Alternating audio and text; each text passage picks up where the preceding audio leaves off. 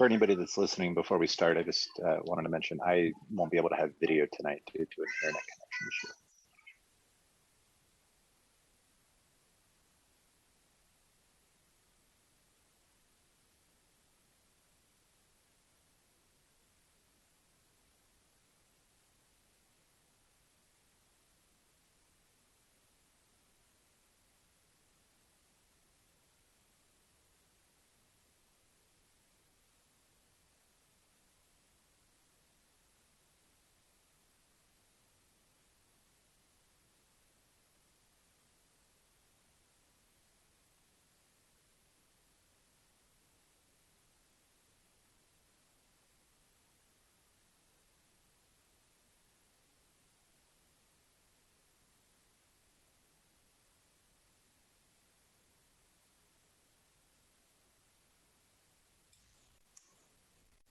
Good evening. How is everybody? The time is now 6 o'clock. This is a virtual meeting using the Zoom platform. Members of the public can view this meeting live on channel 8 or c3gov.com/video. If you're a council member, please be sure to have your video camera on and be mindful that we are streaming this meeting on channel 8 and on our city's website. The chat function has been disabled to ensure that the public can see all portions of the meeting. The city clerk is the host of the meeting and I and our IT director will be the co-host. I do believe that the mayor pro tem is also the co-host as well because of some technical issues that I'm experiencing. To prevent any disruption, council members and panelists will be able to unmute themselves when recognized by myself as the mayor. Please mute yourself when you have finished speaking to prevent disruptions. Members of the public who have registered to speak will be recognized at the proper time. Any votes taken will require roll call votes. The clerk will call your name for you to give your vote. No commentary will be allowed outside of an A or nay vote. If you have any questions during any of the updates, please address your questions to the deputy city manager and he will delegate to staff on the call to answer any questions he cannot. This time we'll call the meeting to order. Will the clerk please take the roll? Mayor Huseman. Present. Mayor Pro Tem Frank. Present. Councilmember Madera.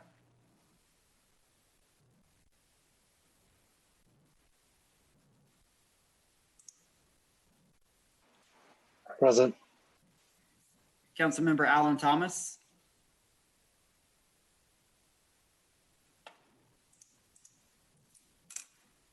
Present. Councilmember Noble.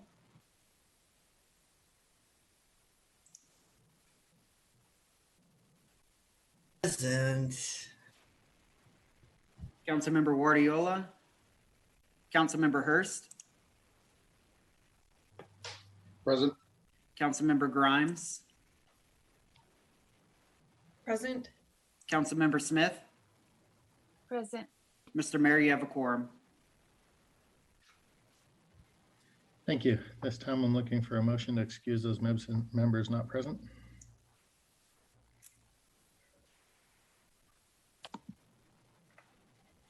Councilwoman Noble. I move to excuse Craig. No, he's here. Jose Guardiola. Who else is missing? I do believe that is the only one missing. All righty, thank you.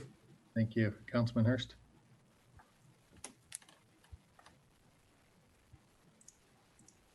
I'll second that. I have a motion and a second to excuse Councilman Guardiola. Is there any discussion? Seeing no discussion, we'll take a roll call vote. Councilmember Madera. Yes. Councilmember Alan Thomas. Yes. Councilmember Noble. Yes. Councilmember Guardiola. Councilmember Hurst. Yes. Councilmember Grimes. Yes. Councilmember Smith. Yes. Mayor Pro Tem Frank. Yes. Mayor Huseman. Yes, Passes 8-1. thank you. Before I go to the next item, Mr. Tinklenberg, I saw you had your hand up. Is there something you needed to mention before we proceed? Just that Mr. Guardiola was having technical difficulties. He's out of town and didn't have a good signal. Great, thank you. All right, next on the agenda is public comment. At the May 4th meeting, Council approved having all public comment occur during citizen communication except for public hearings. Persons who registered to speak under multiple items will be allowed to speak multiple times. We will continue this practice unless any council member wants to make a motion to go back to having public comment on resolutions and ordinances separately. This time, is there any council member that wishes to make that motion? Seeing none, we'll proceed as we have been doing. Citizen communication. Per council policy, citizen communication is the time on our agenda for the public to address council on business and affairs of the city. The city council is not able to hear any comments at this time on land use matters that are before or may come before council. Please reserve such comments for the appropriate public hearing. As a reminder, council must wait until administrative council business to take action in response to citizen communication. The city required advance registration in order to participate in citizen communication for this meeting. If you are currently in this meeting to speak during citizen communication, please listen for me to call your name and the clerk will unmute you so you may begin. If you do not respond or are disconnected, you may miss your chance to comment. Please give your name and address for the record and keep your comments limited to 3 minutes. First on the list is Steve Douglas.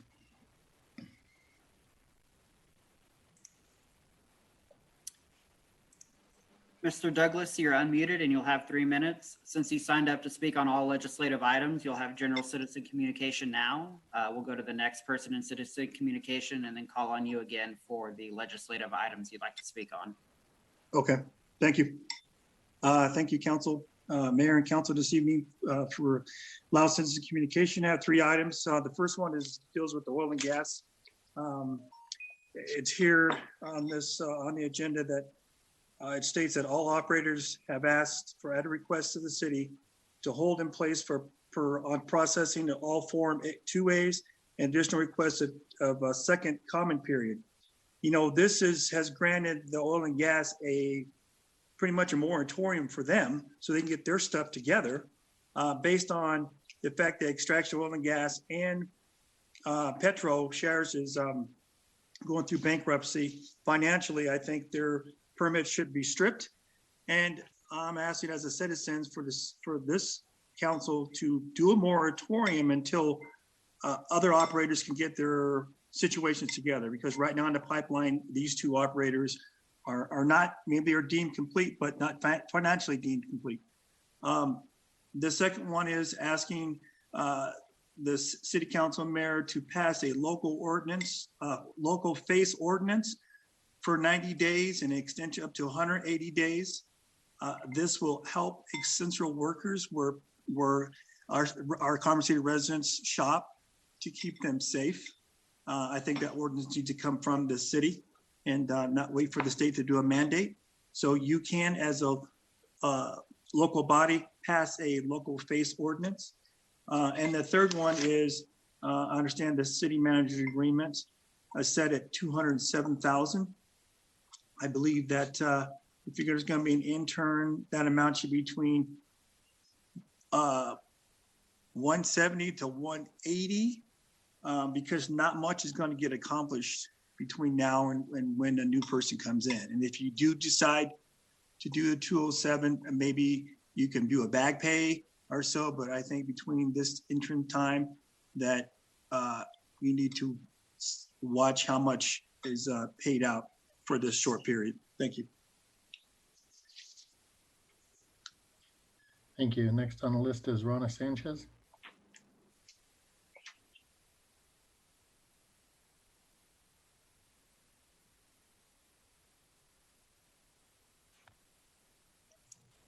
Rona, you're unmuted and you'll have 3 minutes once you begin.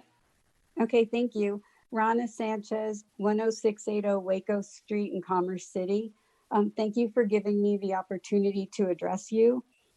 I have a concern about, I guess, some of the financial decisions that the city council is making, and I just wanted to share that with you. I think it's important that you be good stewards of our tax dollars, and I have, like I said, I have some concerns. I still don't understand why, when the last city manager resigned, you agreed to pay him $160,000. Normally, when someone resigns, you don't pay them, especially that's an exorbitant amount to pay somebody who resigned. And then I'm also concerned that you're paying an interim manager over 200,000 when they don't have any experience and they're just an interim. Along the lines of financial acumen, I'm concerned that we're going into business with two companies that have declared bankruptcy. That's Extraction Oil and Petro. And I think that we should probably negate any agreements we made with them because they're not financially solvent. And I think that's a poor decision for the city council to move forward with them. And that's it. Thank you very much. Thank you. Next on the list, Mr. Douglas, you signed up to speak regarding Resolution 2020-49.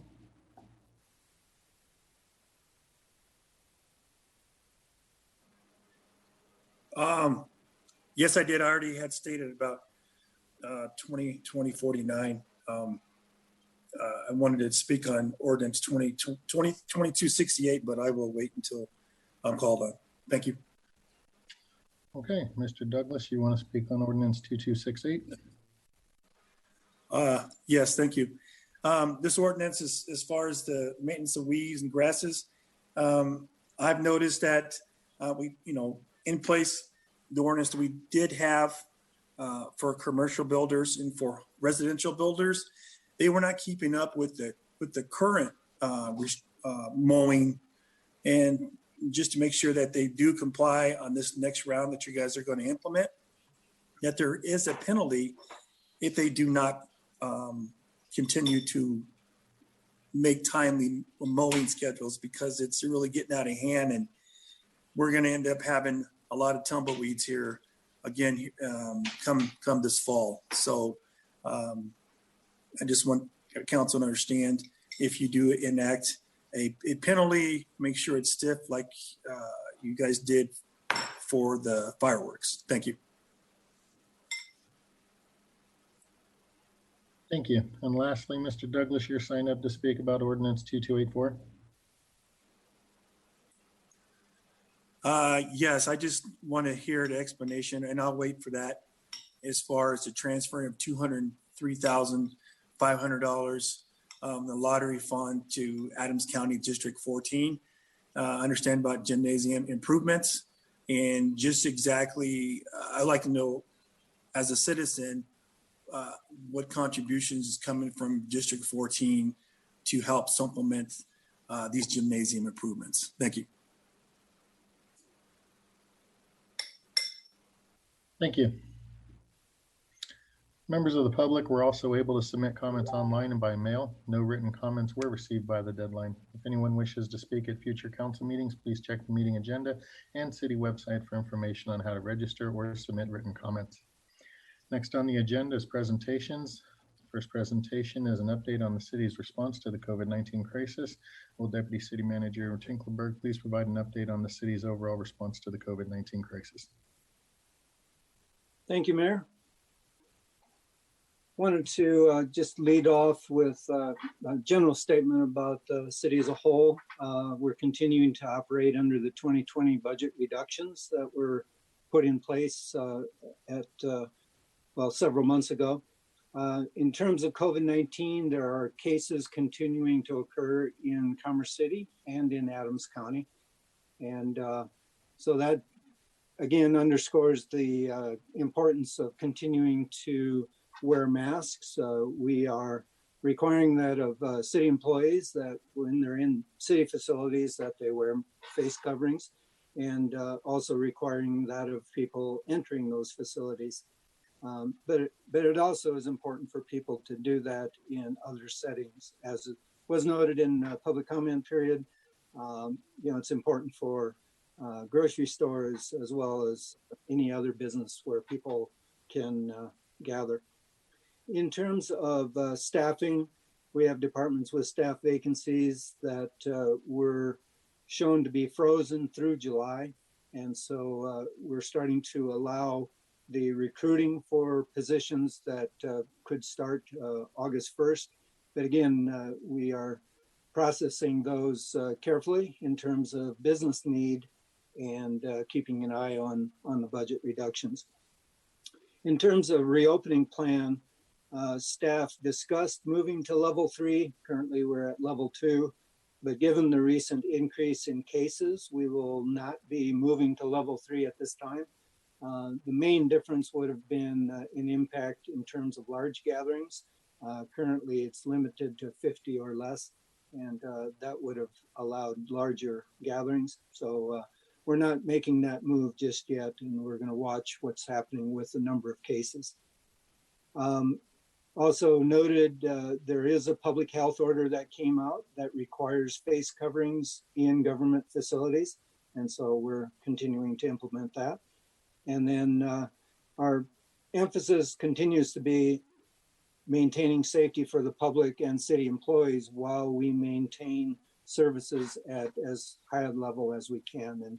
And so far and I'll note that later, development continues to occur at a rapid pace. So with that, I will turn it over to City Attorney Robert Sheasley.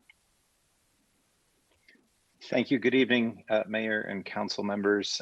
As I mentioned before the meeting, I am on a potentially weak internet connection, so please tell me if I am frozen or garbled, and I will call in by phone. To follow up on what Mr. Tinklenberg mentioned, and just to clarify, the city level that relates to gatherings and the size of gatherings relates to the city's operations, not to any things applicable to the general public. As Mr. Tinklenberg mentioned, last week, the governor issued Executive Order 2020-110, which requires for all government offices and facilities in the state that the government must require and enforce that employees interacting with the public or in close proximity to other employees and all members of the public who want to be in a building must wear a medical or non-medical face covering their nose and mouth unless there's an inhibition on their health or if there's a law enforcement issue or a physical identification issue that would be inhibited. That is a condition of entering and moving about any of the facilities. So that is a governor's order. The city continues to be under the Safer at Home executive order, and that phase. Last week, CDPHE issued the 8th amended public health order, which did not really have any significant changes for our operations as a city. I believe it did shut bars back down unless they're operating as a licensed food establishment, which they can do in conjunction with a food truck or an adjacent restaurant, I believe.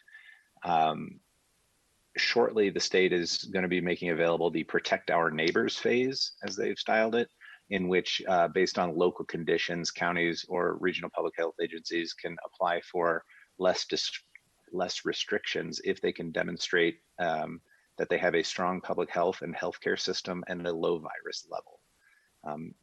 That is all that I had to report on the current legal status, and would turn it over to Chief Nichols.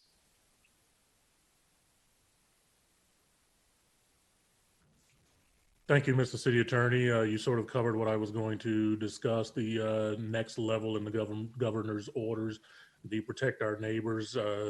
Folks from the EOC are taking a look at the requirements for us to move into that, and we'll make some recommendations to the executive leadership team regarding do we qualify or if we not. And other than that, I don't have anything else, and I'll turn it over to DCM Smith.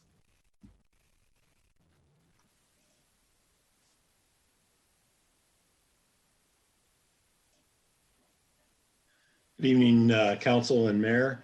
A couple of updates for you from our internal services departments. Our QList software has kicked off this week, and the public can save time when scheduling necessary in-person appointments at the Civic Center using this new QList app.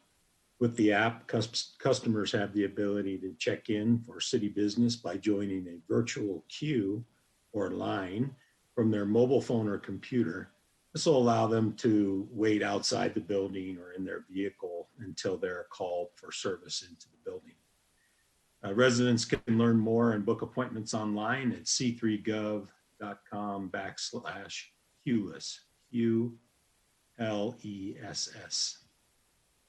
In terms of our website traffic, the PRG web pages take the top slot in the last 2 weeks. A combined total of 10,443 people visited that site. That's about a 3 time increase in the amount of traffic since our last report on that webpage. In terms of social media, to date, the city's COVID-19 content website have been viewed more than 25,000 times. And city staff has posted 52 COVID-19 related messages to social media. And that content has reached a combined total of 233,382 users.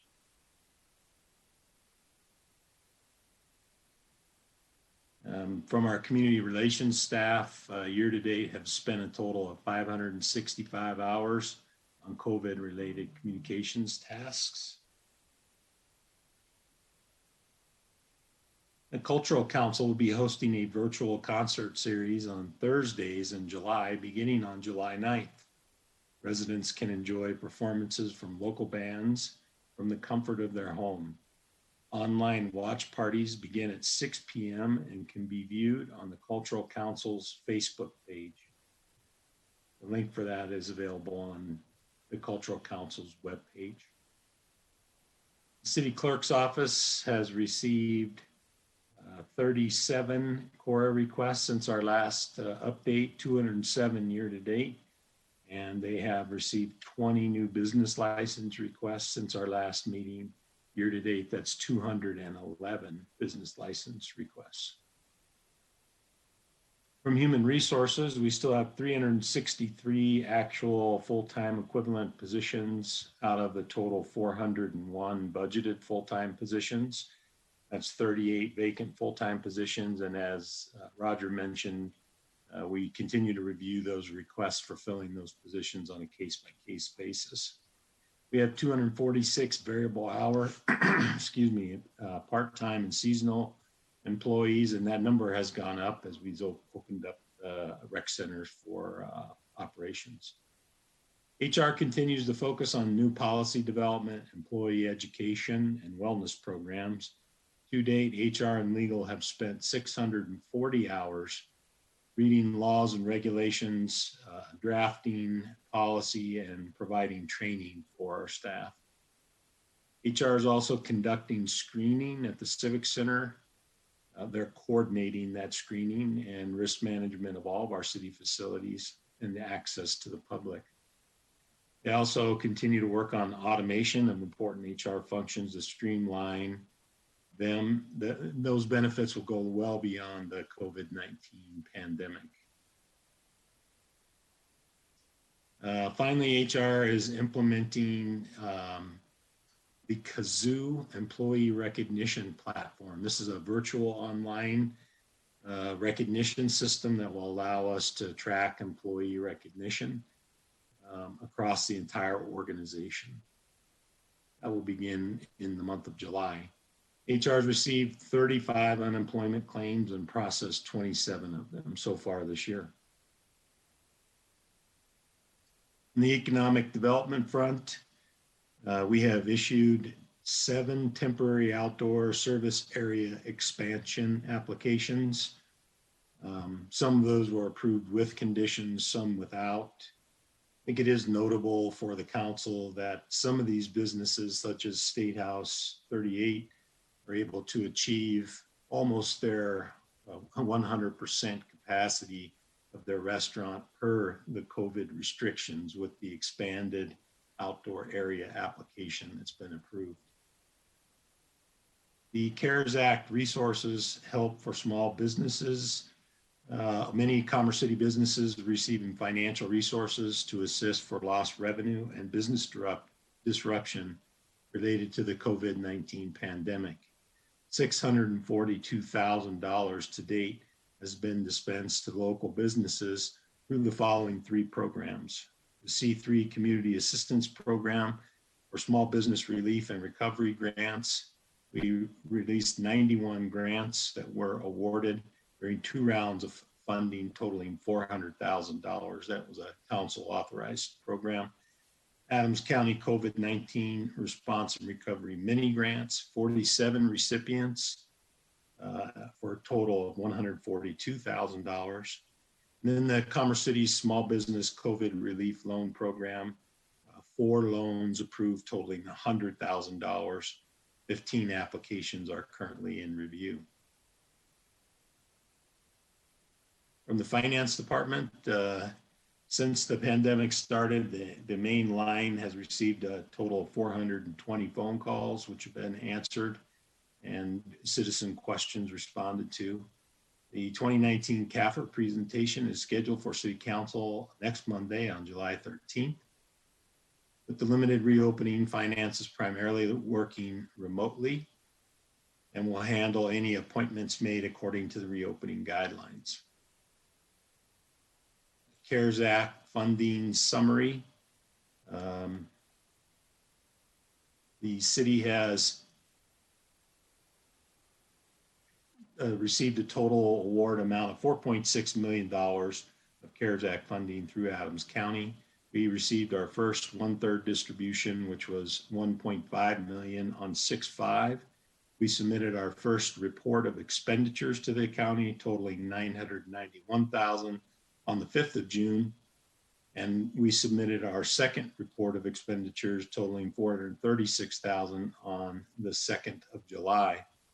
The remaining funds are estimated to be at $714,000. From the tax division, 79 active audits are in process. 7 audits have been postponed due to COVID-19. That's down from 9 at the last meeting we had. Taxes are now being paid on a normal schedule each month, starting with June's taxes, which are due on July 20th. In terms of information technology updates, in the past 2 weeks, 100 IT tickets for service requests have been opened. That's a total, brings us to a total of 1,400 tickets being opened with IT this far this year. I mentioned the QLIS software earlier. IT's been involved in the procurement of the QLIS software and the installation and operation of that in all of our city departments. And finally, the IT department has been testing and implementing a solution for hybrid city council meetings, and they should be prepared to carry that out sometime near the end of July. In the courts division, we're seeing an increase in the number of people showing up for their court summonses. That's a good thing. They had 665 phone calls in the month of June that were responded to by staff on the main line. The precautions that are in place set the maximum occupancy for the council chambers at 25 persons in order to maintain social distancing. That number does not include staff members. And the court goes live with QLIS on July 8th, and it'll be interesting to see the impacts that software will have in their processing time of people. That concludes my updates for the COVID-19 pandemic.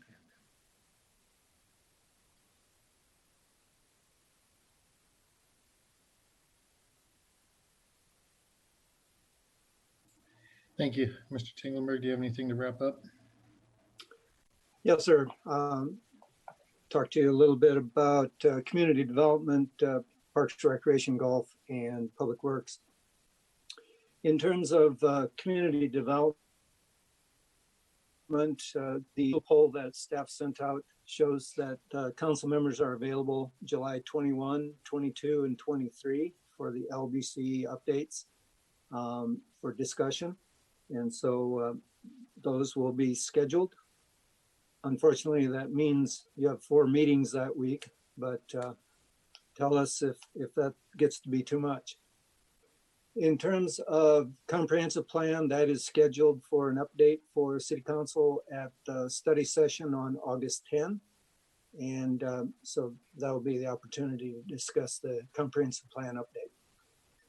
There are a number of development cases. We're at 168 cases. About a year ago, we were at 140 cases. So you can see it continues to increase.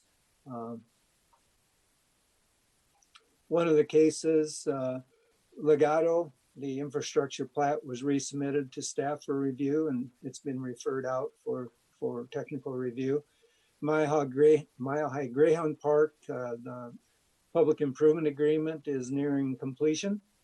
At 72nd Colorado, we have gotten a submittal for a 60-unit affordable housing project, and that's under review. 104th and Joliet, there's 1.2 million square feet of industrial space that's been submitted and is under review. There's been some interest regarding Cast property. Their property number 4 or parcel number 4 is going to, that development plan is going to the development review team here in the next couple of weeks. Irondale rezoning, that application from ag zoning to I2 has been turned in. Aberdeen PUD amendment that would allow townhomes in addition to multifamily development, and that's under review. Stead School is nearing approval of the PUD permit and PUD plat. The Irondale Fire Station nearing approval. Huntington Industrial Park development plan has been approved, and Bimbo Bakery expansion is under review. So a lot of projects. That's just a quick summary, thumbnail sketch of more significant ones. There's more than that. In addition, we have interest in developing an industrial use at 104th and Dallas Florence in that area. Planning Commission of a special meeting on July 21 for Second Creek conveyance. And the CO, certificate of occupancy, was issued for Starbucks on 60th Avenue, and they're open and operating. 355 permits were processed in June. So again, emphasis on continuing development to occur. Other significant projects, the Becknell project on Quintero Street is proceeding with 90,000 square foot tenant improvement.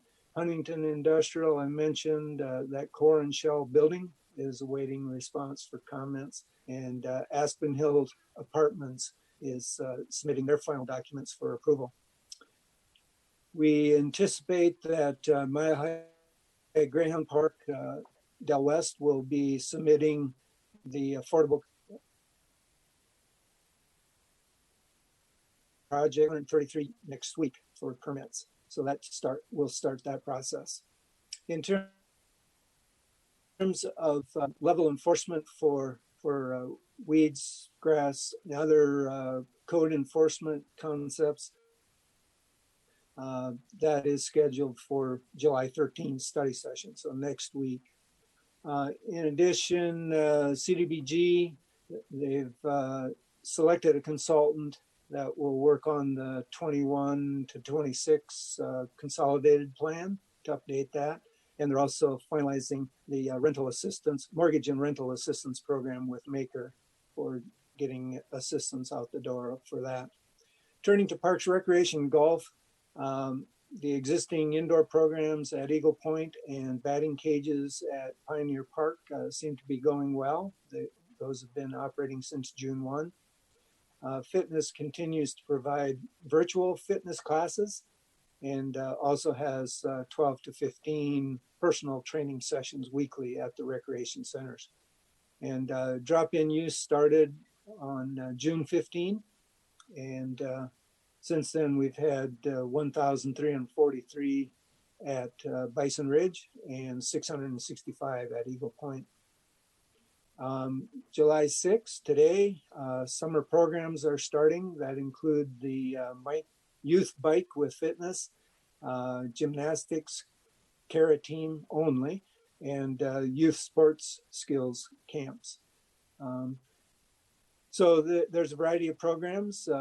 Eagle Point and Bison Ridge are now open 7 days a week, starting today.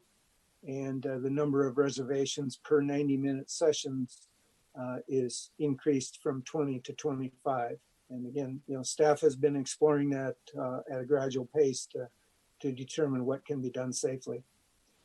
July 16, they propose to start scheduling outdoor rentals for picnic shelters and athletic fields.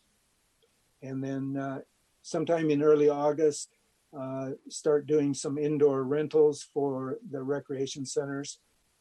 Again, depending on health order, the amount that will be allowed.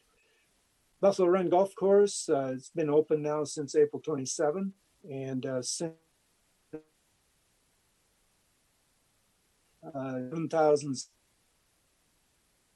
round played through yesterday, and the food and beverage sales have increased. April to May 31 was $20,000, and the June 1 to July 5 period was $100,000. So nice increase in revenue there. Turning to Public Works, again, just sketching out some quick projects here. 72nd in Colorado, that work has been completed. They're just waiting for Xcel to energize the streetlights and install the meter. Vasquez improvements, after we held the study session on June 8, then we had a meeting on site to discuss with CDOT some other options for improvements there. And there will be a follow-up charrette meeting, design charrette on July 20. I-270, CDOT Executive Director will be presenting to the City Council on August 10. And that's Shoshana Liu is the Executive Director for CDOT. 104th Avenue traffic, Revere, Florence, and Joliet are completed and operational. Pavement management and flat work started with the Northern Range side completed, and they moved to the historic part of the city on July 1. And again, completed all of the concrete on areas to be repaved, and concrete panel replacement is set July, and that would be estimated to be completed by September 30. Asphalt works is completed. We have 3 bridge replacements. The one on 112th Avenue, the design is estimated to be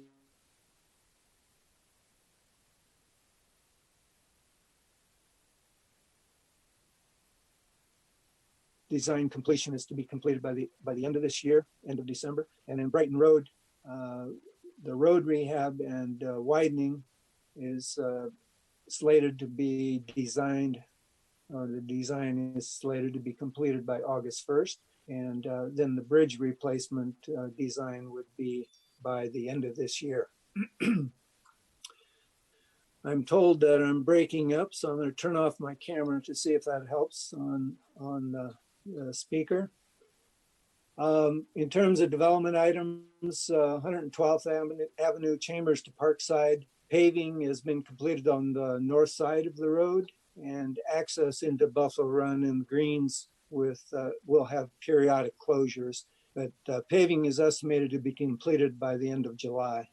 So that's a quick, very fast overview. Happy to have any or entertain any questions if there are any.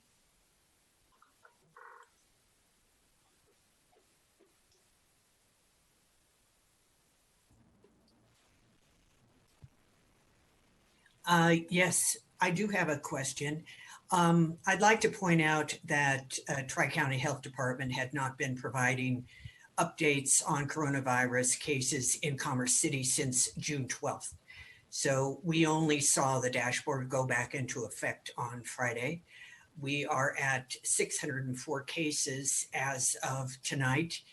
And importantly, we are second only to Aurora among all the municipalities in the Tri-County area on COVID cases per 100,000. My question is, it was pointed out that the flea market was like shoulder to shoulder over the weekend.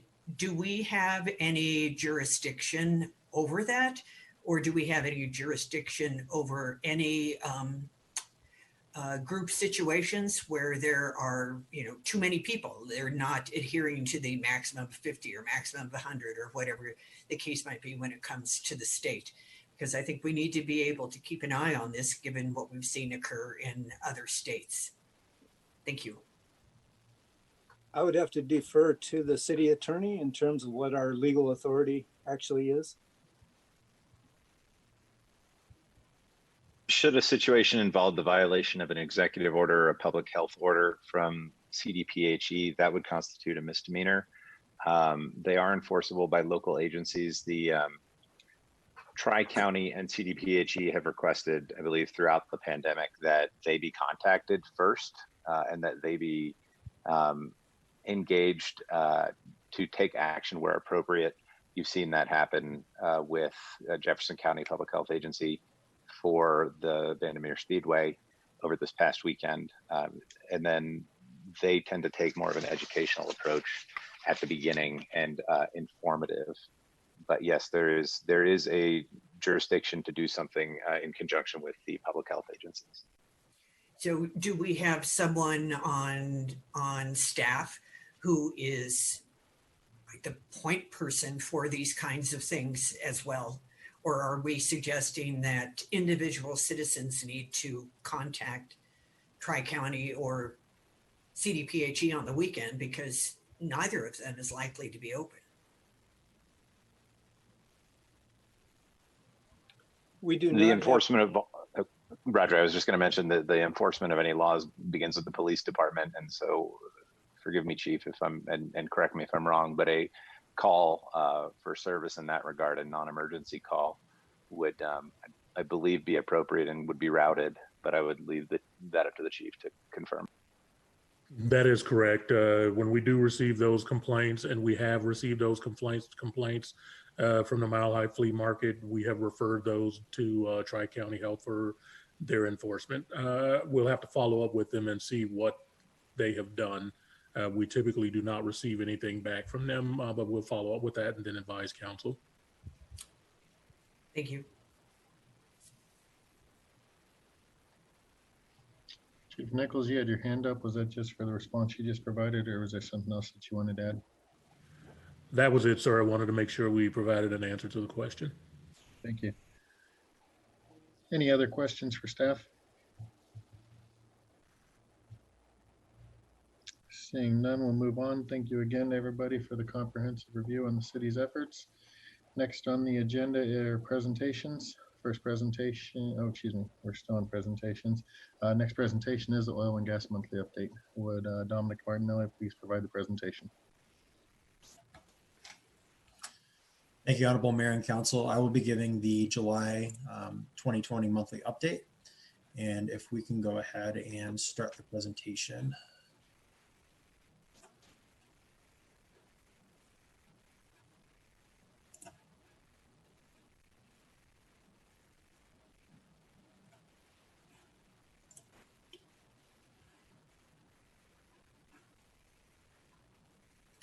So today, no change from last month. There's currently 7 applications that have been deemed complete and being processed by the city. As to the processing of the oil and gas permits, I do not have an update from last month. The status is the same. Condor is still currently an incomplete application. Next slide, please.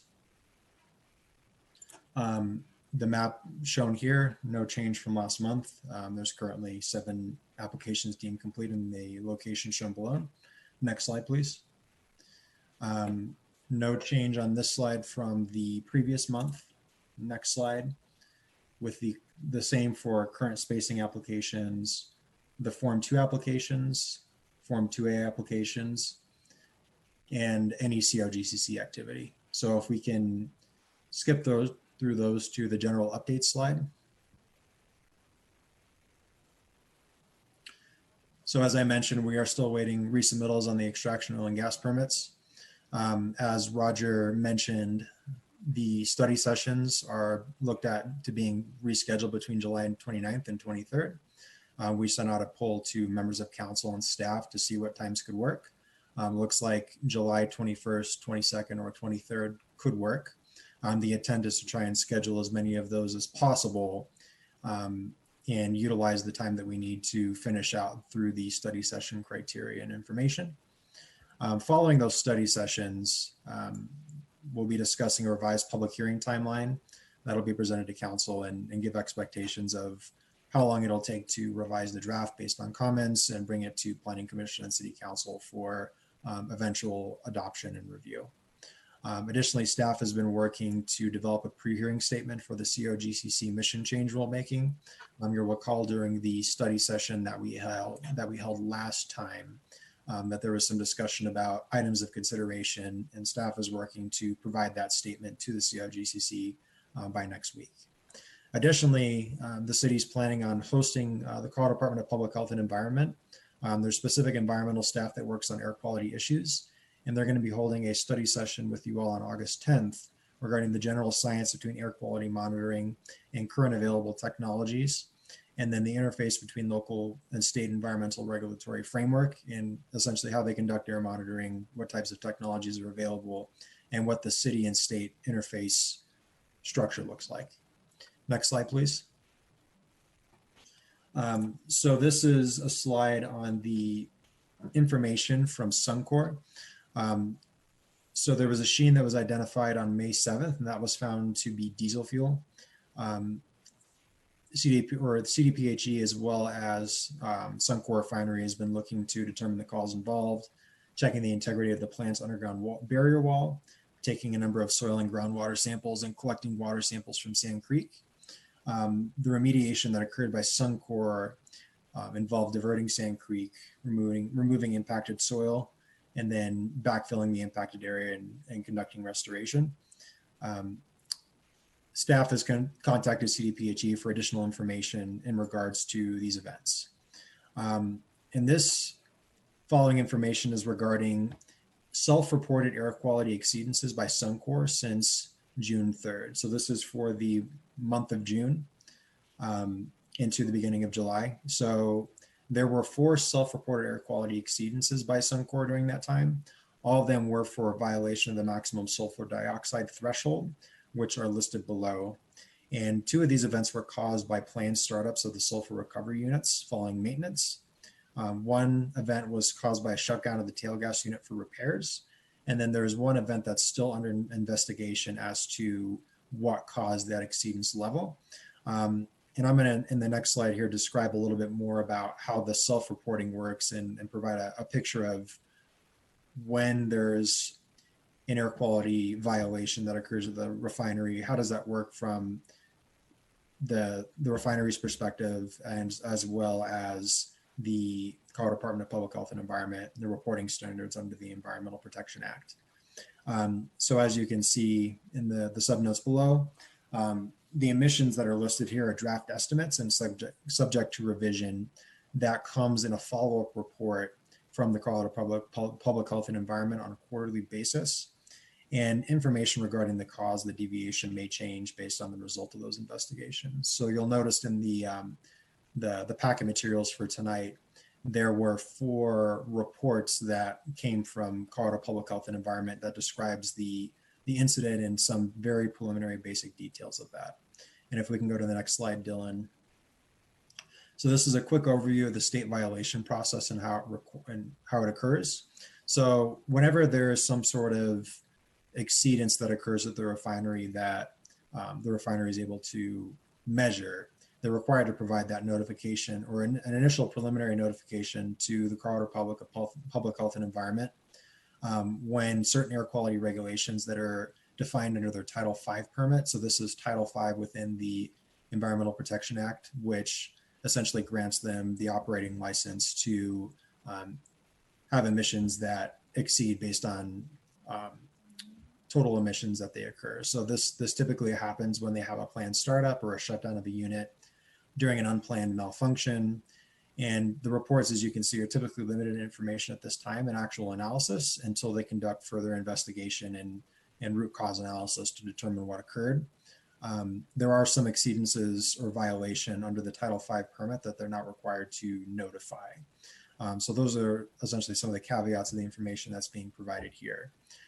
So what happens is They take all of these preliminary notifications and take a note and track of what's occurred and what they were required to report. And then they provide a semi-annual report of their Title V permit of actual violations that occurred, with detailed analysis and explanation of all those violations and exceedances of our quality standards. Separate from that, the Colorado Department of Public Health and Environment completes a quarterly inspection finding report, which is an assessment of essentially what Suncor is self-reporting, and then a summary of findings from state inspectors that go on and investigate on site.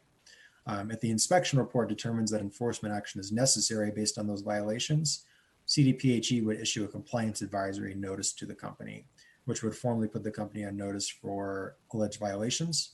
And that violation would typically be finalized via some form of a settlement document. So that's sort of an explanation of how we got to the point of the Suncor settlement funds, how that enforcement occurred, and kind of painting the picture with that. And if we can go to the next slide.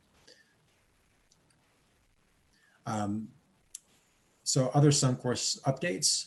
The state Senate voted to approve House Bill 1265 on June 11th. And since this presentation was uploaded, the governor has signed it, which effectively making the bill become law. So this would require Suncor to conduct outreach to representatives of the community surrounding the facility, discuss communications regarding the occurrence of an incident, use reverse 911 technology to communicate with and make data available to the community surrounding the facility, implementation of a reverse 911 system within 6 months, and then pay for all the costs associated with the use of its reverse 911 system. Next slide, please. So the following slides from this point, there was an additional item. So you've been receiving the monthly Suncor report in written format with these oil and gas updates. And essentially what we're doing now is, for additional transparency and for members of the public to view at home, this information is being transmitted from the Suncor reported information that's provided. So for the month of June, there was this sheen that was, for the month of May, there was a sheen that was observed at Sand Creek on May 7th, and some of the same information. They identify that information as diesel fuel, and it appears isolated along the south side of the Sand Creek where the sheen was originally observed. And there's a number of mitigation efforts occurring to try and remediate that. Next slide. And then there are the CDPHE, the Army Corps of Engineers, and other key stakeholders are involved in the planning and execution of remediating that incident. And then Suncor had provided community and social media and email notifications of the dates listed. Next slide, please. So regarding plant turnaround and cleanup, the refinery has been giving higher level planned maintenance for plants 1 and 3, with this type of maintenance occurring every 5 years. The refinery anticipates an increased traffic, noise, and flaring during these increased operations. And then Suncor will be notifying stakeholders in the community prior to starting that work and once it's complete. Additionally, Suncor had conducted, as they're describing, a significant amount of cleanup along Brighton Boulevard, and facilities management has incorporated additional protocols as well to manage trash and debris along Brighton Boulevard. Next slide, please. So in terms of environmental performance data, so in the slides that I presented, we talked about the exceedances that occurred through June. They're also noting that between May and this date, so this is accounting for an additional month where there was the significant operational upset in May, that there were 39 exceeds between the beginning of May and today, with 38 being related to the plant-wide shutdown, and then 1 related to the flare gas due to recovery system upset. So Suncor is reporting that at this time last year, they had exceeded their Title V permit allotments by 369 instances, and they're stating that at this time, or today, it's at 80. Next slide, please. Again, there was a significant study done throughout Colorado regarding PFAS. So this is essentially firefighting foam, and some of the chemicals that may exist in those types of foams and how it may affect surface and groundwater. There was testing that was done that confirmed the presence of PFAS in groundwater below the refinery. The refinery has been working with the Colorado Department of Public Health and Environment to test additional locations. And they indicate the compounds are present in varying levels of concentration in nearby surface water. And our understanding is that the groundwater that has been effective at this time isn't something that's been indicated that's being used for public drinking supplies. So they've stated that the firefighting foam that they have on site now meets the US EPA requirements, and the emergency response team does not use firefighting foam for on-site training events. Next slide, please. They also provided some brief information on the CDPHE settlement. So they are working as part of their settlement. They were required to conduct a third-party root cause investigation. They've selected a qualified consultant to administer that and working through some of those details at the moment. Next slide, please. Community notification. There's been evaluation and implementation of improvements to the community on how, what, and when Suncor shares information. They're continuing that work through the rest of 2020 and into 2021. They're also stating that Suncor will engage stakeholders between July and August to seek input and collect data on the project. And there's also a proposal for a short-term and long-term community communications and notifications improvement on November 30th. So they're basically coming up with implementation strategy for short-term communication, and then an implementation strategy for long-term communication strategies. Next slide, please. So this slide, there's additional information on clarifying the process, and they also provide the general link to the 2019 Suncor settlement community process on CDPHE's website. Next slide, please. And then other information. Suncor is aware of House Bill 20-1265 and other bills that are being worked on right now with various agencies within the legislation. And then they've also included some information in the report on community activism. And I believe that is the last slide. So I'm available to answer any questions that you may have regarding the report.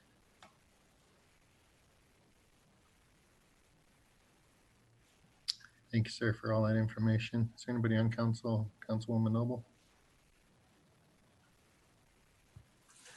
Yes, thank you very much for the report. Really appreciate it, and especially appreciate the information about Suncor. That's excellent. Thank you. I have a question, though. I have looked at this map repeatedly, and I keep forgetting to ask. I noticed that Falcon and Owl and Pelican show sighting on the east side of 470. Is that the case? And have they been approved for those locations? So there's some discrepancy at the state level. So they haven't actually refiled their state permits yet. If you go on the state website currently, it shows one of those three locations being on the west side of 470 between 112th and Tower. That permit has not been approved at the state level or the city level. And per the regional operator agreement, the locations of where those pads would be are shown in the city map. Okay, but are those locations where our map shows them, or are they the original locations which were actually on the west side of 470 for all three of those, Owl, Falcon, and Pelican? So I can better understand your question, Councilmember Noble. Are you referencing the submitted city permits map? So there was the first map, and then the second map, which shows state data. Whichever one, I don't have your slides in front of me, Dominic, I'm sorry. So I can't answer that question specifically, but it's the map that shows the locations of the pads and their names. Okay, I'm gonna go ahead and just share my screen if that's okay, Dylan, so I can make sure that we're talking about the same item here. So is it this map that you're referencing? Oh, can you all see my screen? It's loading. Yes.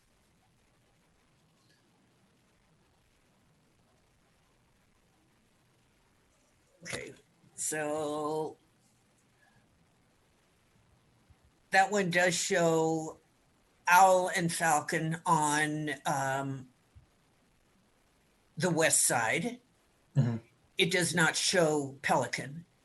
You have another map. Yes. So that map is this one here, correct?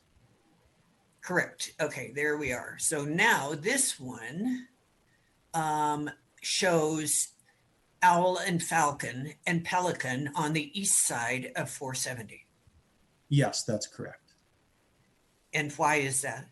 How So is that occurring? Those are the locations that were approved within Exhibit A of the regional operator agreement.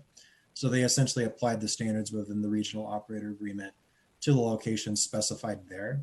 All of the permit applications that the city has received to date reflect the locations on this map. So the state map shown later on in the slides, essentially their state permits are out of date because they have not refiled those applications.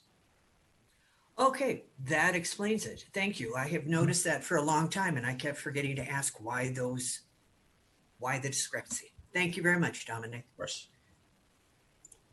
Are there any other questions for staff regarding this presentation?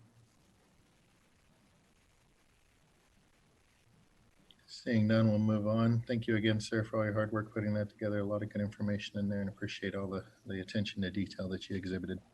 Thank you. Next on the agenda is the consent agenda. The consent agenda includes items that are routine, procedural, informational, self-explanatory, and non-controversial. They are presented to council for a single motion and vote. Any member of the council may ask to remove a specific item for further discussion and a separate vote. Tonight, there are 11 items listed under the consent agenda. Does anyone on council wish to remove an item off the consent agenda for further discussion? Councilwoman Noble? Yes, I'd like to remove resolution 2020-42. Resolution 2020-42. Okay.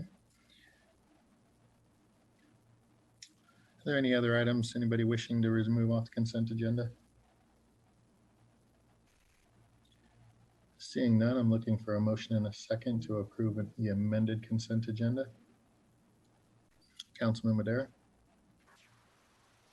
Move to approve the amended consent agenda by Council seated. Thank you. Councilman Hurst? I'll second that. I have a motion and a second to approve the amended consent agenda, which includes the removal of resolution 2020-42. Is there any discussion? Seeing no request for discussion, we'll take a roll call vote. Councilmember Madera, Yes. Councilmember Alan Thomas, Yes.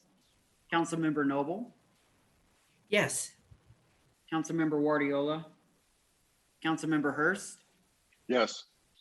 Councilmember Grimes, Yes. Councilmember Smith, Yes. Mayor Pro Tem Frank, Yes. Mayor Huseman, Yes, passes 8-1. thank you. We'll now return to the pulled consent agenda item, which is resolution 2020-42. Councilwoman Noble, floor is yours. Thank you very much. Yes, I have a question. It's $3.1 million of 2020 allocation in housing and mortgage bonds, and it appears that we're giving it back to CHAPA or giving it to CHAPA. And I wondered about, it also said that it doesn't have to be used in this jurisdiction in the future. So I'm curious about how we wound up giving away $3 million.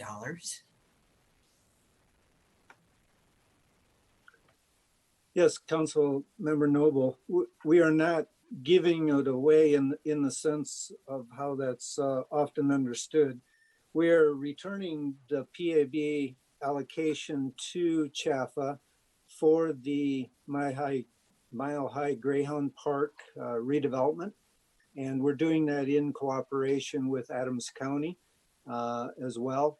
We carried over last year's allocation, and to do this very thing, we turned it over to CHAFA, and we're turning over this year's public activity bond allocation, this 3 million, again, to turn it over to Chaffa. So that gives us 6 million that we've turned over to Chaffa for this project.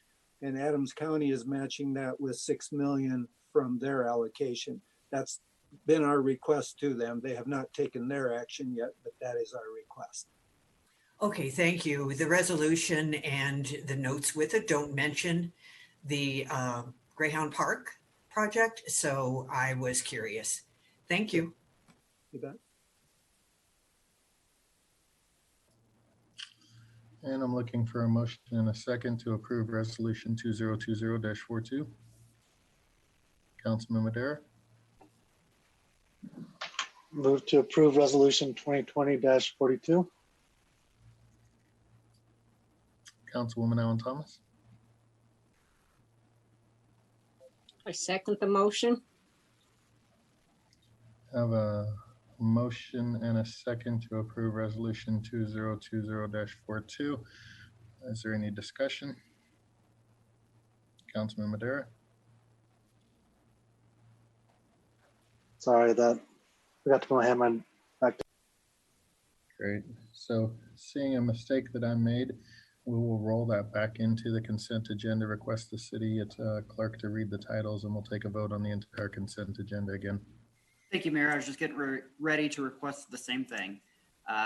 Minutes of May 18th, 2020, minutes of June 1, 2020, minutes of June 15th, 2020, minutes of the June 22nd, 2020 special meeting, minutes of the June 29th, 2020 special meeting, resolution authorizing assignment to the Colorado Housing and Finance Authority of a private activity bond allocation of the City of Commerce City pursuant to the Colorado Private Activity Bond Ceiling Allocation Act, resolution authorizing execution of intergovernmental agreement with the Colorado Department of Transportation regarding the Potomac Street over O'Brien Canal Bridge Replacement Project, resolution authorizing execution of intergovernmental agreement by and between the City of Commerce City and the Colorado Department of Transportation regarding the 112th Avenue over Fulton Ditch Bridge Replacement Project, resolution authorizing inclusion of property in the South Adams County Water and Sanitation District and related actions, resolution 2020-48, resolution approving transfer of property by special warranty deed pursuant to July 2000 development agreement, ordinance Z204-79-15-20, and ordinance amending Z-204-79-15 to rezone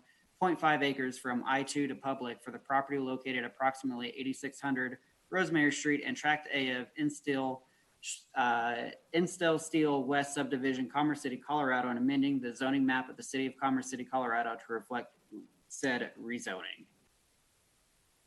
Ooh. Thank you. Go ahead and do a roll call vote, please. Councilmember Madera, Yes. Councilmember Allen Thomas, Yes. Councilmember Noble, Yes. Councilmember Guardiola, Councilmember Hurst, Yes.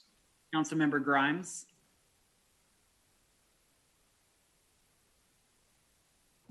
Yes. Councilmember Smith, Yes.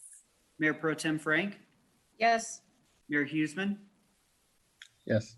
passes 8-1. Thank you. Next on the agenda are resolutions. First up is resolution 2020-49 to appoint Mr. Tinklenberg as the interim city manager. Does anyone on council have questions for staff?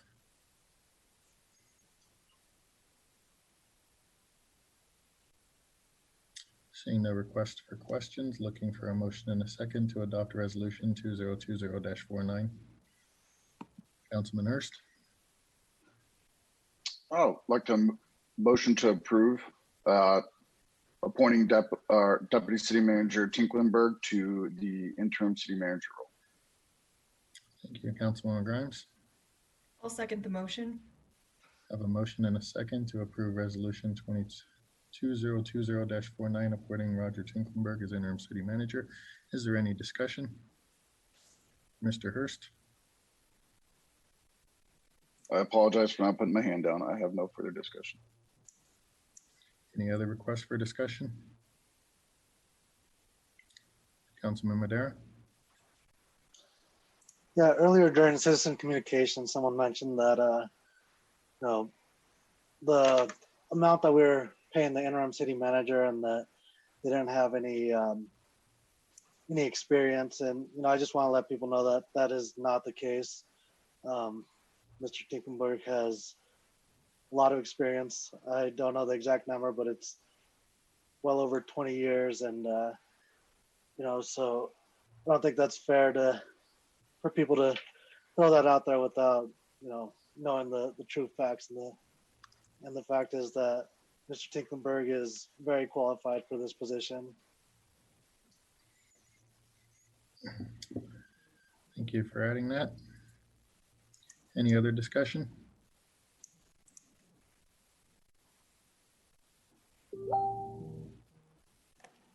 Seeing no other discussion, will the city clerk please read the title and take a roll call vote? Resolution 2020-49, resolution appointing Roger Tinklenberg as interim city manager and approving employment agreement. Councilmember Madera, Yes. Councilmember Alan Thomas, Yes. Councilmember Noble, Yes. Councilmember Guardiola, Councilmember Hurst, Yes. Councilmember Grimes, Yes. Councilmember Smith, Yes. Mayor Pro Tem Frank, Yes. Mayor Huseman, Yes, passes 8-1. thank you. And congratulations, Mr. Tinklenberg, on that. Next are ordinances on first reading. First up is ordinance 2268, maintenance of weeds and grasses. Will Mr. Rogers and Mr. Brown please make a presentation? Thank you, Mayor and City Council. Dylan, if you don't mind queuing up the presentation. While Dylan does that, I would like to share with you tonight's presentation of discussion on ordinance 2268 is a joint presentation by Community Involvement and Public Works. I will briefly take us through a recap of previous discussions with council and then turn it over to Mike Brown in Public Works to discuss the potential operational and budgetary impacts on Public Works governing the maintenance of cities right-of-ways. If you will, Dylan, please. So back in 2019, council had 2 study sessions to discuss nuisance weed regulations for large tract properties. Staff came away with the desired outcome to achieve consistency within the regulations and to clarify the duty of responsibility to maintain property. From there, as you can see in the action items, staff set out to meet a number of those per council direction. Next slide, please, Dylan. On May 4th, staff presented an ordinance update, which specifically identified language to meet action items from the previous sessions with council. Specifically, that was clear language to better address maintenance responsibilities and requirements, established a more consistent look by changing the growth height regulations of undeveloped lots, created a new violation process and fee structure specific to nuisance weed regulations, and simplified the 3-tiered system that we currently have to a 2-tiered proposed system. Based on that discussion, council provided additional direction back to staff to seek and solicit feedback from large tract property owners, as we had not received any thoughts or concerns as it related to the draft. So on May 18th, that item was brought back forward to Mayor and City Council for continued discussion and sharing of the feedback that we had received, which led to council to further continue the item to June 1, 2020, and being able to provide updated language to include an exception for certain property conditions, particularly one focused on tenant farming or farmland conditions within the city. Next slide, Dylan. Per council's motion on the May 18th, 2020 meeting, at the June 1, language was added and was provided as such, public right-of-way adjacent to property that 1 has been actively farmed with commercial crops for the last 3 years, 2 is greater than 1 acre, and 3 lacks curb, gutter, and sidewalk to the exception section under section 6-2012 B1D. It was at that time staff requested additional time in order to conduct additional evaluation and assessment of impacts. Once again, as I said, on operation budget related to public works and maintenance responsibility. With that, I will turn it over to Mike Brown, Deputy Director of Operations and Public Works, to discuss their findings on the matter.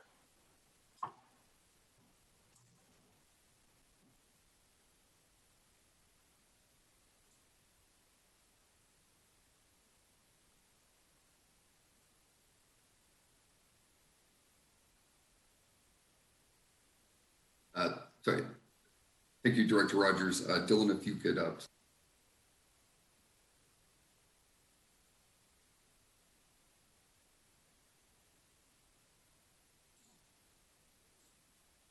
think I lost everybody there for a moment. Can you hear me and see me? Yes, we can, Mike. Sorry, I was moving you from a attendee to a panelist. So just let me know when you're ready. Okay, great. So again, thank you, Director Rogers. Appreciate the intro. And again, good evening, Honorable Mayor, members of City Council. I will be going over the potential maintenance and budgetary impacts related to the current ordinance as proposed. So with that, Dylan, if you could please advance to the next slide. So start with taking a look at the current number of lane miles that the Public Works Department provides the roadside maintenance, which is primarily picking up trash litter and mowing of weeds and vegetation, and in some instances, spraying for weed infestation. So currently we maintain 82.2 miles of right-of-way. Under the new ordinance, as is currently written, with those three newly proposed exceptions related to, again, properties over 1 acre that lack curb gutter and sidewalk and have been farmed for the previous 3 years, that would result in approximately 49.5 miles that the city would still be responsible for maintaining. I would note that that would include a number of miles that are technically do not meet the requirement for the exemption, but they're property owners such as the Rocky Mountain Arsenal, the railroad, a couple of CDOT facilities that by previous agreement the city had done maintenance on, and we would continue to do that. Next, you'll see right-of-way added to the Commerce City maintenance responsibility, again, as a result of the ordinance as proposed, and that's just under 7 miles. And then again, as the ordinance is currently written, again, including those 3 exceptions, the city would turn over approximately 32.7 miles of right-of-way to the adjacent property owner, leaving the city with approximately 56.4 miles of right-of-way to continue maintaining. Dylan, next slide, please. This is a map that essentially graphically illustrates that. Whenever we make a map that shows both the north and the south, it becomes somewhat difficult to read, but there should have been an additional attachment with your presentations and your packets that would have allowed you to zoom in and out on that map. If you were able to do that and have any specific questions, we can certainly address that at the end. But again, this is just a graphical representation of the previous slides information. Go ahead, Dylan. So I'd like to discuss just a little bit about our current maintenance practices for rights of way. So as again, the 82.2 miles we maintain, generally we do 2 flail widths or 2 swaths with the mower, which are approximately, the flails on those big tractor mowers are approximately 12 feet wide. So with 2 passes, we do about 24 foot, which would be essentially from the edge of the road in toward the adjacent property line. If we were to actually, as the ordinance currently states, or would require us to mow all the way from the edge of the road to the adjacent property line, that would increase the number of passes or swaths that we would have to do in most instances. So as a result of that, we're recommending that we maintain the current practice of 2 passes for those right-of-way segments that the city would continue to maintain. Historically, these 82.2 miles of right-of-way segments that we've maintained for a number of years have been mowed on a schedule of approximately 3 times per year with approximately a 5-week interval, sometimes 6. That's somewhat dependent upon, obviously, on growth, which is related to temperatures and amount of precipitation. With the current proposed ordinance with the 8-inch growth height restriction, that will certainly increase the frequency and then the number of mowings that we would need to do during that roughly 5-month season. And again, I think it's important to keep in mind that temperature precipitation conditions can easily support weed growth up to 12 inches in a 2-week period, particularly for kochia, Russian thistle, those types of species. Next slide, Dylan, please. So, continuing along, our current right-of-way mowing practice is the 24 foot or the 2 swaths. We're doing 3 mowings per season, 82.2 miles. Currently, that's costing us approximately $114,000 in staff hours, equipment, maintenance of that equipment, and then fuel. That's annually. And I would note that those are full-time benefited staff hours in this calculation. Under the proposed ordinance, if we were to mow from the edge of the street to the adjacent property line, again, in many instances requiring an additional pass with the mower, and then again, apply the 8-inch gross height restriction that's in the ordinance, we estimate that it would take approximately 7 mowings per season as opposed to the 3 previously that we were doing to continue to meet that 8-inch growth height restriction. And if we were to do that to the 56.4 miles that the city would be responsible for under the criteria of the new ordinance, that would result in an additional $110,257, approximately, of course, to the $114,000 in the bullet above. And again, we've estimated with seasonal staff hours and then the equipment maintenance and fuel, we would look to hire seasonal positions, unbenefited positions, just for that 5-month period in which these operations typically take place. Next slide, please. Continuing on again with the proposed ordinance, if City Council were to choose for us to retain the 32.7 miles that under the current ordinance as it's applied now would turn over 32.7 miles of right-of-way maintenance to the adjacent property owner. If we were to retain that at the additional 6.9 miles that the ordinance would require, and then again, mow from edge of street to the adjacent property line, again, requiring that additional pass. Again, applying the 8-inch gross height restriction that's in the ordinance, again, we would result in approximately 7 mowings per season to keep it at that 8-inch height. So if we apply that to the 89.1 miles, which again would be what we currently maintain, which includes that 32.7, if we did not turn that over to the adjacent property owner, and we added the almost 9 miles that the new criteria of the ordinance would require, that would be an additional. I would like to note there is a error in this particular slide, and that number instead of 173,675 would actually be 185,995. That was the number. The 173 was for the 82.2 miles. So please accept my apology for that error. It will also appear on the next slide, but I will note it there as well. And again, if we did the full 89.1 miles with all of the criteria currently outlined in the ordinance, that would result in approximately $186,000 additional dollars for seasonal staff hours, equipment maintenance, and fuel. As a result of that, at a minimum, we would at least recommend, again, as I said previously, the continuation of our current practice of doing a 24-foot wide swath and not going all the way from the edge of road to the adjacent property line. Next slide, please. This is just a summary slide of the information that's been presented thus far. And so number 1 there, again, under current conditions for staff equipment and fuel costs, for us to do the 2 swaths, the 3 mowings per season as we're currently doing approximately 5 weeks apart. That's right at $114,000 for the 82.2 miles we currently maintain. And number 2, with the proposed ordinance, the needed additional staff equipment and fuel costs, again, in addition to the $114,000 above, would be $110,257. And that, again, the criteria being mowing from the edge of the pavement all the way to the property line, applying the 8-inch growth height restriction that's currently in the ordinance. Again, that would require an estimated 7 mowings per season. That would be $110,000 at the 56.4 miles, again, which would be the mileage the city would maintain if we turned over the 32.7 miles to the adjacent property owner that the ordinance would specify at this point. So number 3, our recommendation related to the need for additional staff equipment and fuel costs would be, again, to allow the city to continue to just maintain at that 24-foot wide width, or whatever would be adequate to ensure safety and appropriate site distances instead of mowing from the edge of pavement to the property line. Again, the ordinance would require us to continue to apply the 8-inch growth height restriction, resulting again in the 7 mowings per season at the 56.4 miles. That would be $82,632. Again, these are approximations, but we're in the ballpark. So lastly, under number 4, there consideration of mileage.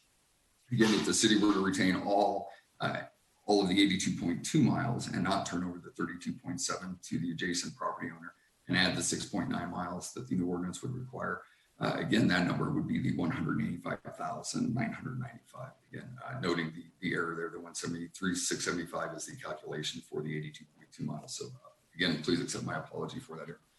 Next slide, please.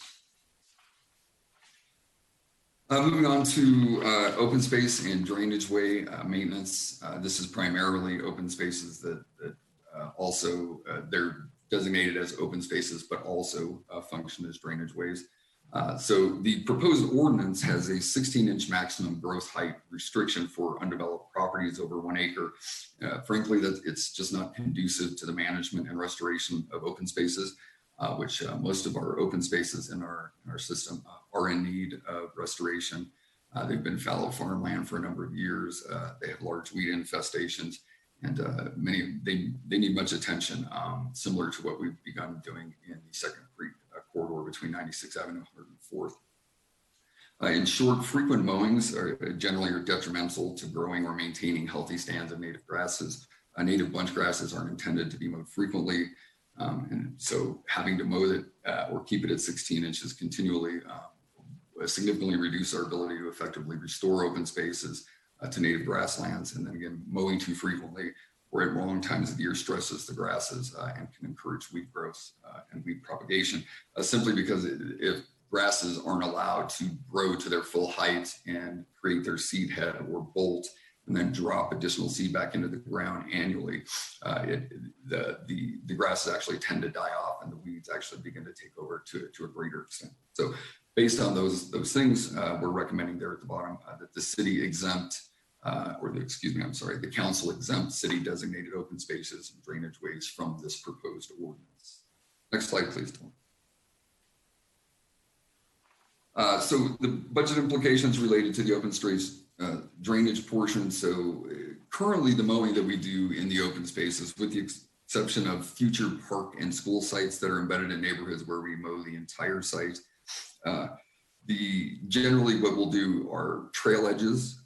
If we have a trail within these open spaces, we do about a 10-foot to 15-foot swath on the edge of the trails. We also can mow those edges directly adjacent to rights of way or roads. And then we do fence lines backing up to properties. And that collectively is about 143 acres. And the staff hours associated with that currently with full-time staff and some seasonal staff. The Parks Division is 2/3 seasonal staff and about 1/3 full-time. Generally, though, the cost for that is right around $39,000 for the staff hours, equipment, maintenance, and fuel. Under the proposed ordinance, if we have to mow the entire site of all of our open spaces and maintain them at that 16-inch growth height restriction, we estimate it would take us 4 mowings per season to do that. We currently have approximately 744 acres within the open space inventory, and that would result in just a little over $59,000 in additional seasonal staff hours, equipment, maintenance, and fuel. We're estimating or hoping that we can do that with seasonal staff at the $17 to $18 an hour range, as opposed to full-time staff with benefits. However, I would note that we have found it increasingly difficult to hire seasonal staff in recent years. So again, with all those things considered, the last bullet there, we're recommending that there be an exemption added to the ordinance for city designated open spaces and drainage ways. Next slide, please, Dylan. So if we take a look at now, unfortunately, to this point, we've looked at staff hours, equipment maintenance, and fuel. However, in order for us to meet the 8-inch and 16-inch requirements within that roughly 5-month growing season and maintain that, we would also, in addition to adding staff, we would have to add additional equipment. So it would be for the right-of-way portion would be 4 flail tractor mowers, and those are approximately $130,000 each for a total of $520,000. We'd also need 2 additional rough slope mowers at approximately $18,000 each for a total of $36,000. Related to the open space maintenance, if we were not to grant an exemption to the open space portions, we would have to add 1 additional flail mower at $130,000. Again, leading to the recommendation to exempt the open space. So the annual cost for fuel, equipment, maintenance, again, that's just the regular routine maintenance of the equipment and fuel associated with that equipment as well, is $32,860. And then the upfront total equipment cost of approximately $745,000 there. And again, that's your capital first year and operating costs associated with all of the equipment noted in the slide there. And the next slide, Dylan, please.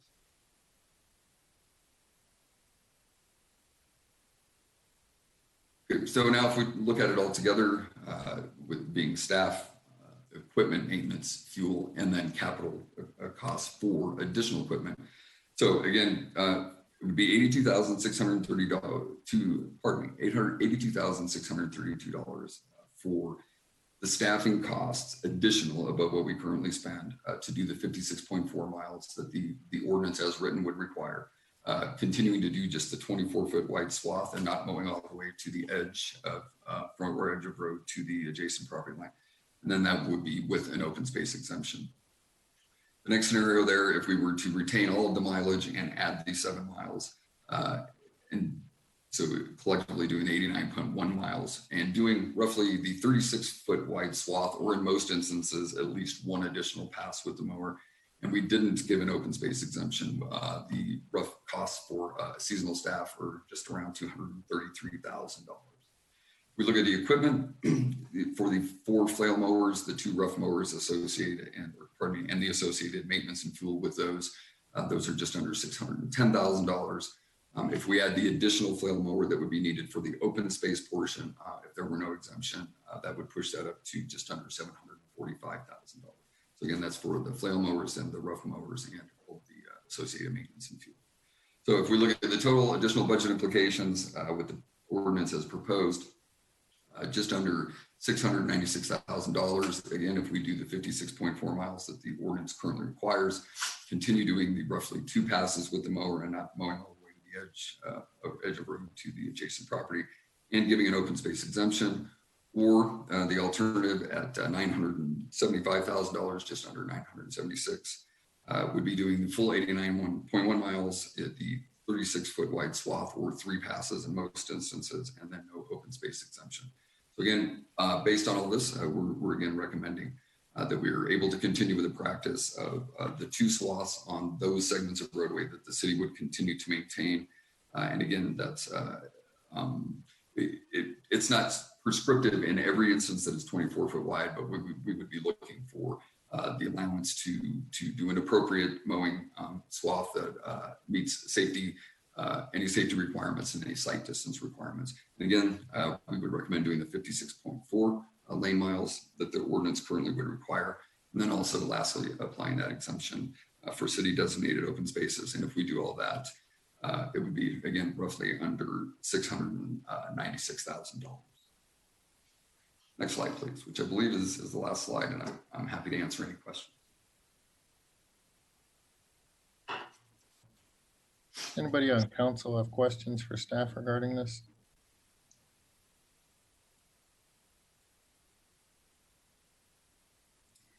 Councilwoman Noble?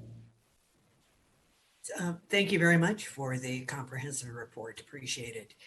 Since it appears to be an additional 700,000 now, and without knowing where that money is coming from or how that money is coming to us, I'm confused about how we make a judgment. Theoretically, we have budget oversight, but this has been something that has been important to me since I came on council, and that is receiving a budget report monthly, which we have not to this point, and I hope that we can do that going forward. But how do we make a decision if we don't know if there is money for this?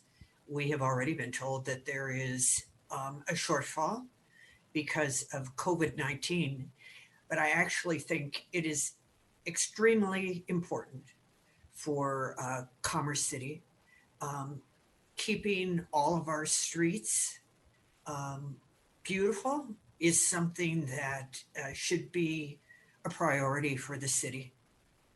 I think it's really important. So I just want to know where the money is coming from and how we make a judgment based on that. Thanks. Of course, the money rate would have to be allocated in the next year's budget. I would note that Currently, we're continuing our practice of mowing everything that we have to this point through 2020. And so these changes would potentially be implemented in 2021. As a result of that, during this budget cycle that's occurring now for 2021, we would make that request for the additional funds.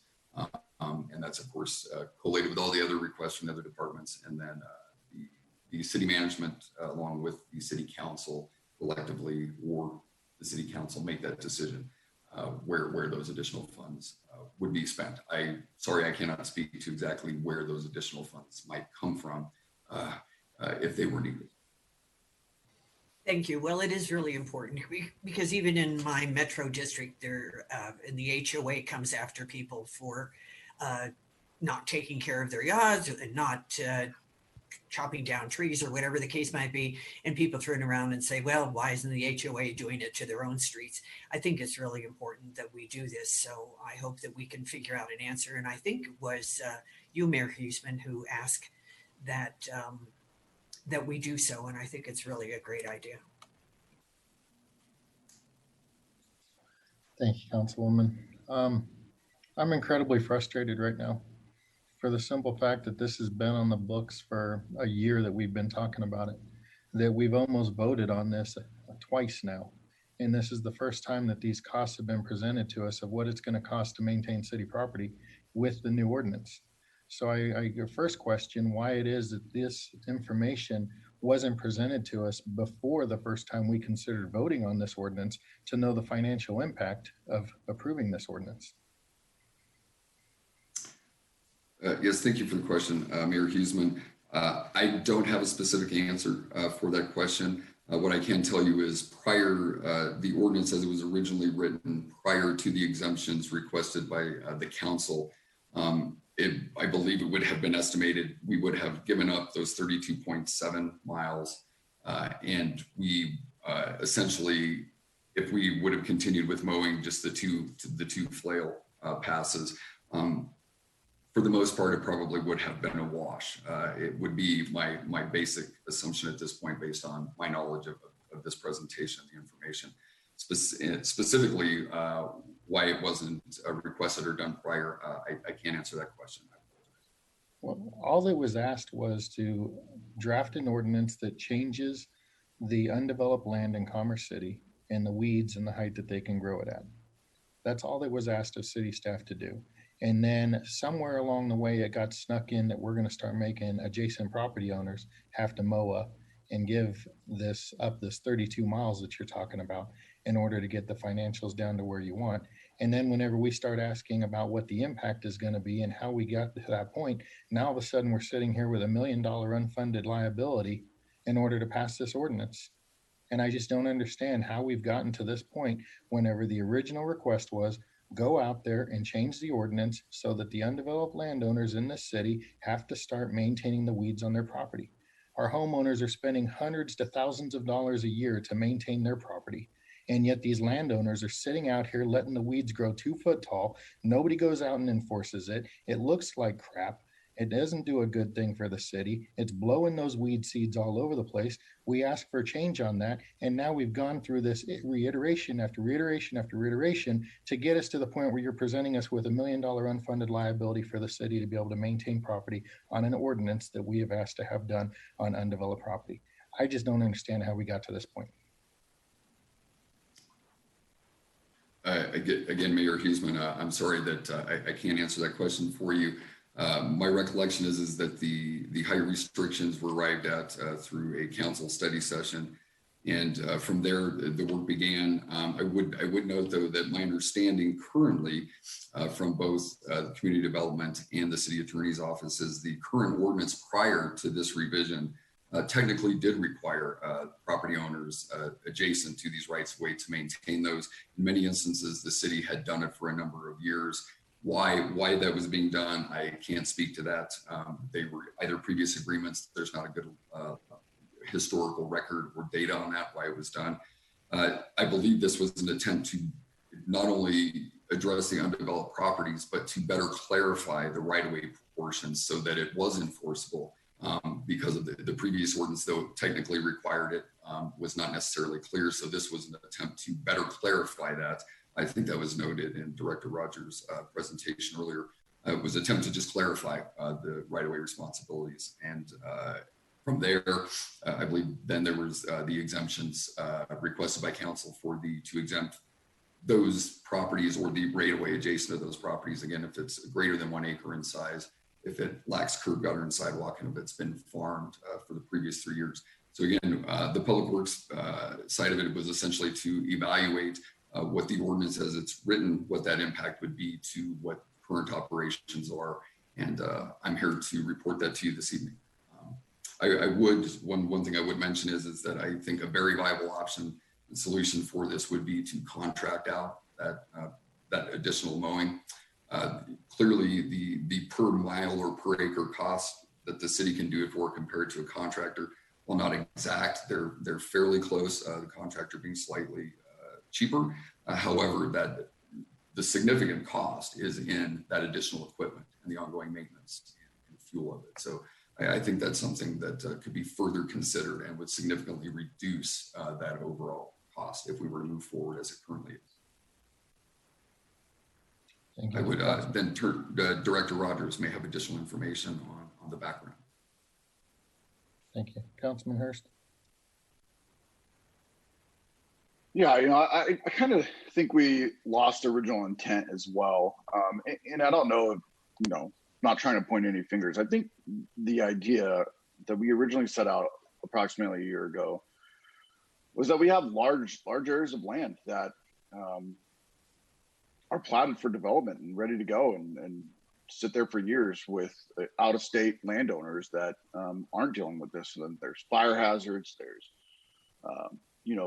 seed dispersion, there's all the things that, potentially are causing us issues, not only, the optics of just not caring for large swaths of land in their city, but as they move closer to residents, they become fire hazards about this time of year every year, where you have, a decent spring growth, and then all of a sudden they start to dry out very quickly, and you simply can't get to them quick enough unless you have a large scale operation to mow all the land. And so, I was a bit surprised that we went into, open spaces, designated open space. That to me seems, we're trying to preserve the natural environment there. We went into some detail about Second Creek and planting natural grasses. I think that's outside of the intent, and I understand why we're covering it to ensure that we understand the challenges there and try to make sure that we clearly exempt those spaces. But I think, from my point of view, without it being said, that was kind of a given. We're not looking to mow or continue to mow and take down natural grasses. I just want to make sure we get back to the intent of, there are lands that are, there's lots of land that's been zoned, been approved, and then sits for years until undeveloped. It's not being farmed any longer. And really, quite honestly, it's to incentivize you either develop it or move it back to something that's going to take care of the land or be productive land use. And so that's really where I want to try to see if we can steer back to, is that original intent. I understand, why we went down this road, to make sure that we were clarifying and getting the details we're all looking for. And I'm happy to hear that we're looking at how is this enforceable? What do we need to do to maintain the city's property? But at the same time, I think there's a balance between what you guys proposed today. Obviously, there's extremely high costs associated with that, and the original intent of what the city council asked for with the last council, and then we've kind of continued to ask for with this council. So if we could, can we just try to find that balance in between the two, whether we vote on it tonight or not, or extend this? And that's where I'm looking for is I'll bluntly say it. I don't think we want, out of state property owners to stop to sit on their hands and not maintain the property that they're sitting on until it's time to develop. Whether it's 6 months or 3 years, don't create a fire hazard or an eyesore as it's sitting there. You want it and make an investment in the property to take care of it. That's what we do as homeowners. That's what we ask of everybody on all sections of our city. And when it comes to enforceability, I think neighborhood services does enforce it. It takes a process for that to happen. So I understand that there are time goes by before you can actually take, harsh action against somebody who's out of compliance. But let's try to clarify that, clean that up, and make it more time friendly, if you will, before it gets too late, before we start issuing these fines and stuff. So I think there's a balance there that we can all agree upon, but if we could, can we have a discussion on how to get there? If I may, Mayor, to respectfully submit to Councilman Hurst's comments, I would go back to largely with what we started back in 2019. Once again, the direction, the expectation that was set forth for staff to go out, create some clearer language that better address maintenance responsibilities and requirements. To Mike's good points, we do currently have in the code that it is the responsibility of adjoining landowners' property, developed or undeveloped, to the center line of an alley or up to the edge of the right-of-way with curb and gutter, to provide those necessary maintenance responsibilities and duties. And obviously, we wanted to clarify that based on direction that we had received. So at that time, wanting to establish a more aesthetically pleasing environment by looking at changing that growth height regulation from large lot untracked, which was occurring at 24 inches or higher, and being able to cap that at 16 inches so that there was a much more consistent feel as it stitched within the existing built community. At that same time, looking at a violation and the fee structure that was very specific to weeds, and one that was obviously clearly denoting the impact that it had on both the built and the visual environment, and making sure that we were taking necessary steps on an escalating scale of that fine schedule to be able to accomplish compliance. And then once again, looking at the simplicity of a 2-tier system versus a 3-tier, so that it was to remove the confusion as it related to the various, I'll say undeveloped, developed and large and small lot tract property owners, so that they knew predictability and certainty in the process, and then being able to demonstrate compliance to them. Now, all of that remains intact and is provided within the draft to, I think, address Councilman Hurst's, I say, larger point of comments and points. The thing that is outstanding and one that we wanted to present new information, because once again, it wasn't something that was initially, I would say, taken into account or assessment, given the practice of what we had been driving to and being able to have good data to drive us to that draft.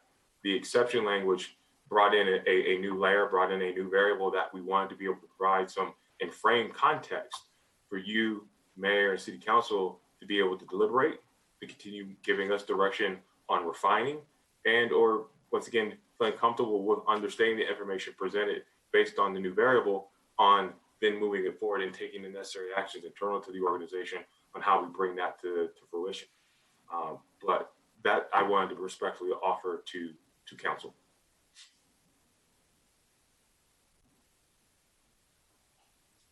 Mr. Sheasley. Thank you, Mayor.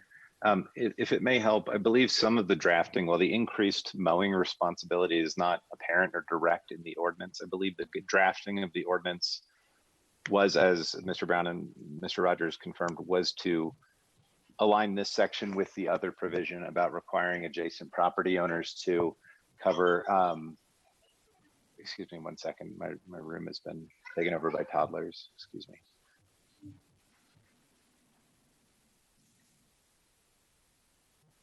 Excuse me, the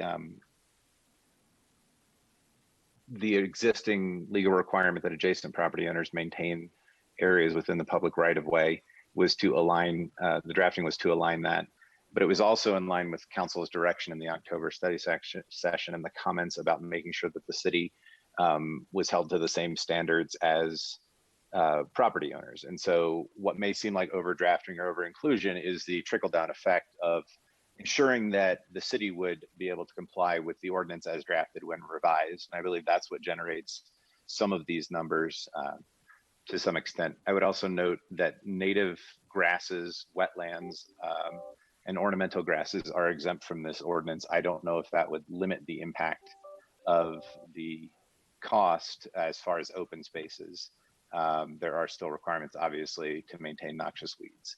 So that may help give some perspective here if council wants to grant further exemptions, which would essentially be to exempt publicly maintained right-of-way, I believe is what Mr. Brown's requesting. Mr. Hurst?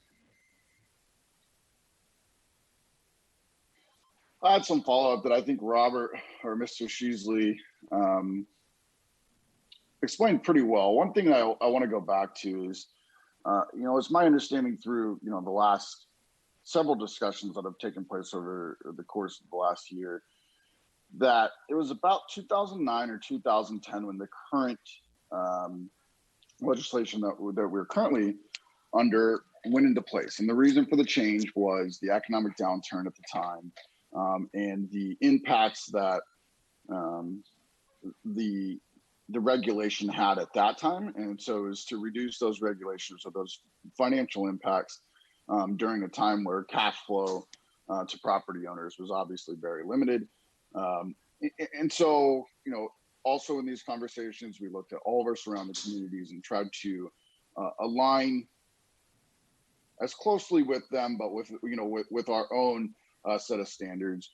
And so I just want to, again, come back to that of, is there a balance? Because it seems to me that, yes, we were more strict prior to 2009, where it seemed to me that people were a bit more pleased with that regulation, but there was obviously challenges in the economic environment at that time that caused for some relaxation of regulation, just so we're not running people out of town at that point. And so that's where I'm kind of going back to. Is there a balance where we can, maintain, as Councilwoman Noble said, maintain that the optics of our community? We care about this community greatly. We understand there's a cost associated with maintaining it, but we need to find the balance that fits today's current environment, whether that's the economic environment, whether that's the development environment that we're currently living in. So again, I don't think the answer is $800,000 increase, but finding something that kind of matches that original intent still holds our city to a good standard. I don't mind, from my point of view, I understand that, maintaining that much land is going to cost some money, and an increased regulation will have an increased cost to it. I also understand that we're going to be tight on our budget, but at the same time, we have these expectations and we got to continue balancing them as we move forward, because that cost goes with those expectations. And so we'd love to hear from others about where they want that expectation to be. And then we can have the more challenging conversations about budget, future budget implications as we go.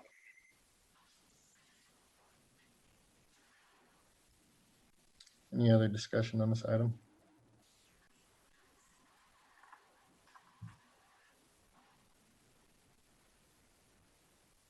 Seeing none, I'm looking for a motion and a second as to what council wishes to do regarding this. Excuse me, Mayor. I was trying to raise my hand, but it won't allow me. May I make a comment? Go ahead, please. Just wanted to ask about the implication of cost associated with the enforcement piece. Seems to me that there would be additional costs as far as that goes. And with so many properties needing to be maintained, it seems like that could be significant cost as well. Is there any feedback on that? Mike, given that this is discussing in the public right away, I'll turn that one over to you.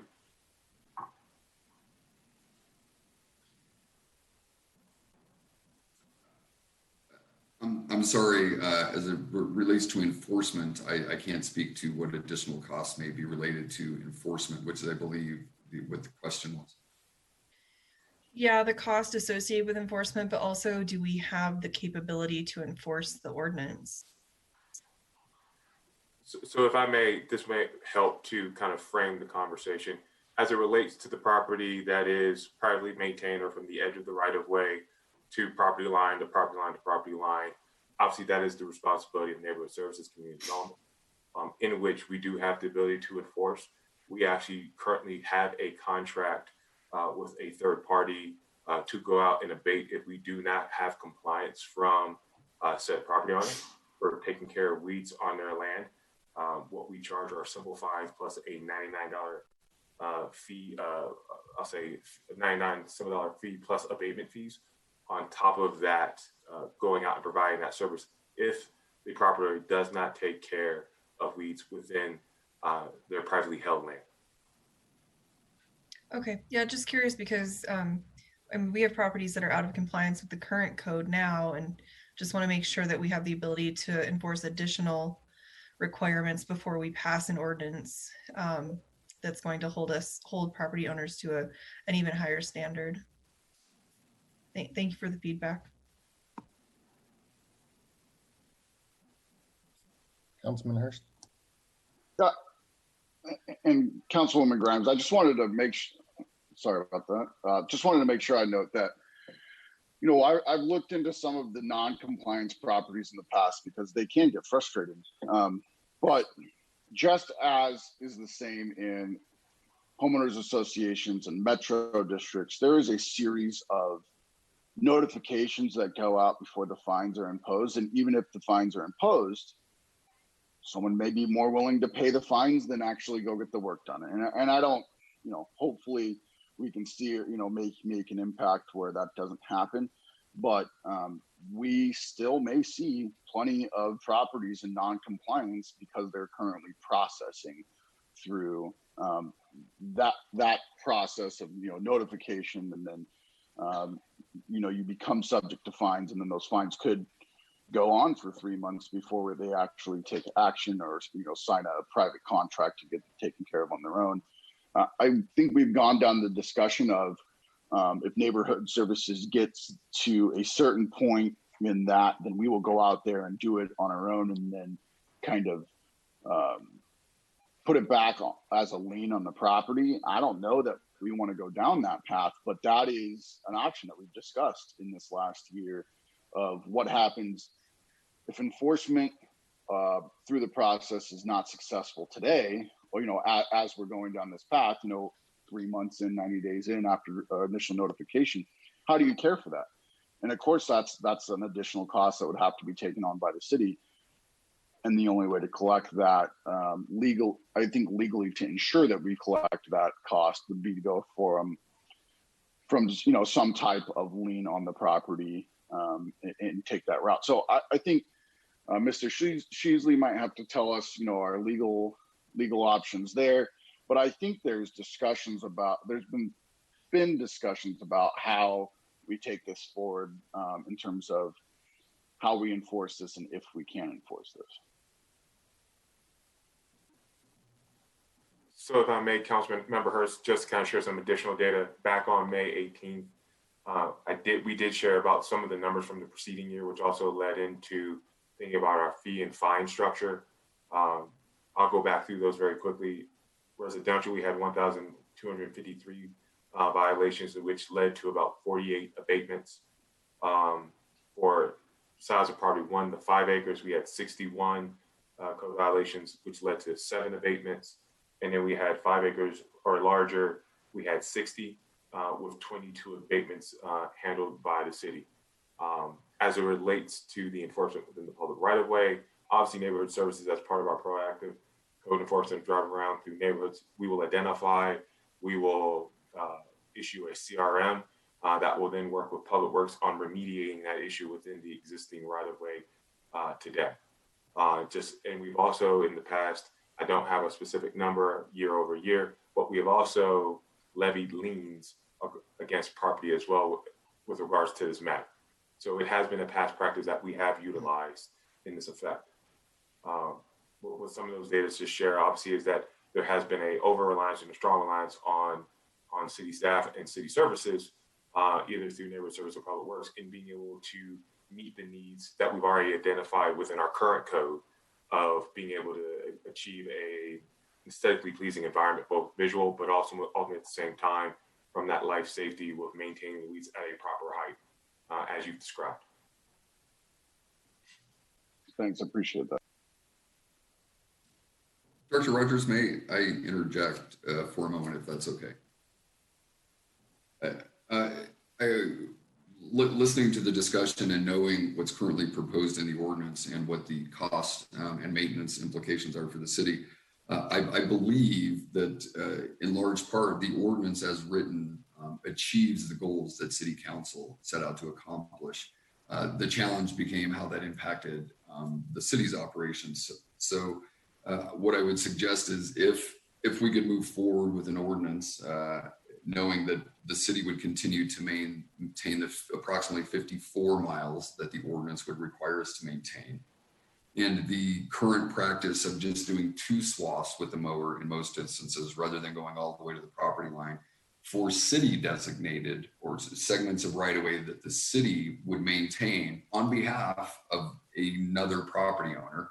If we could work with legal and to council satisfaction that while the requirement may be different for the property owner that's adjacent that is required to maintain it, but for those portions that the city will maintain for the adjacent property owner, if we could draft language in the ordinance that essentially says that we would mow it at an appropriate width to maintain safety and sight distance, et cetera, and not necessarily have to go all the way to the property line.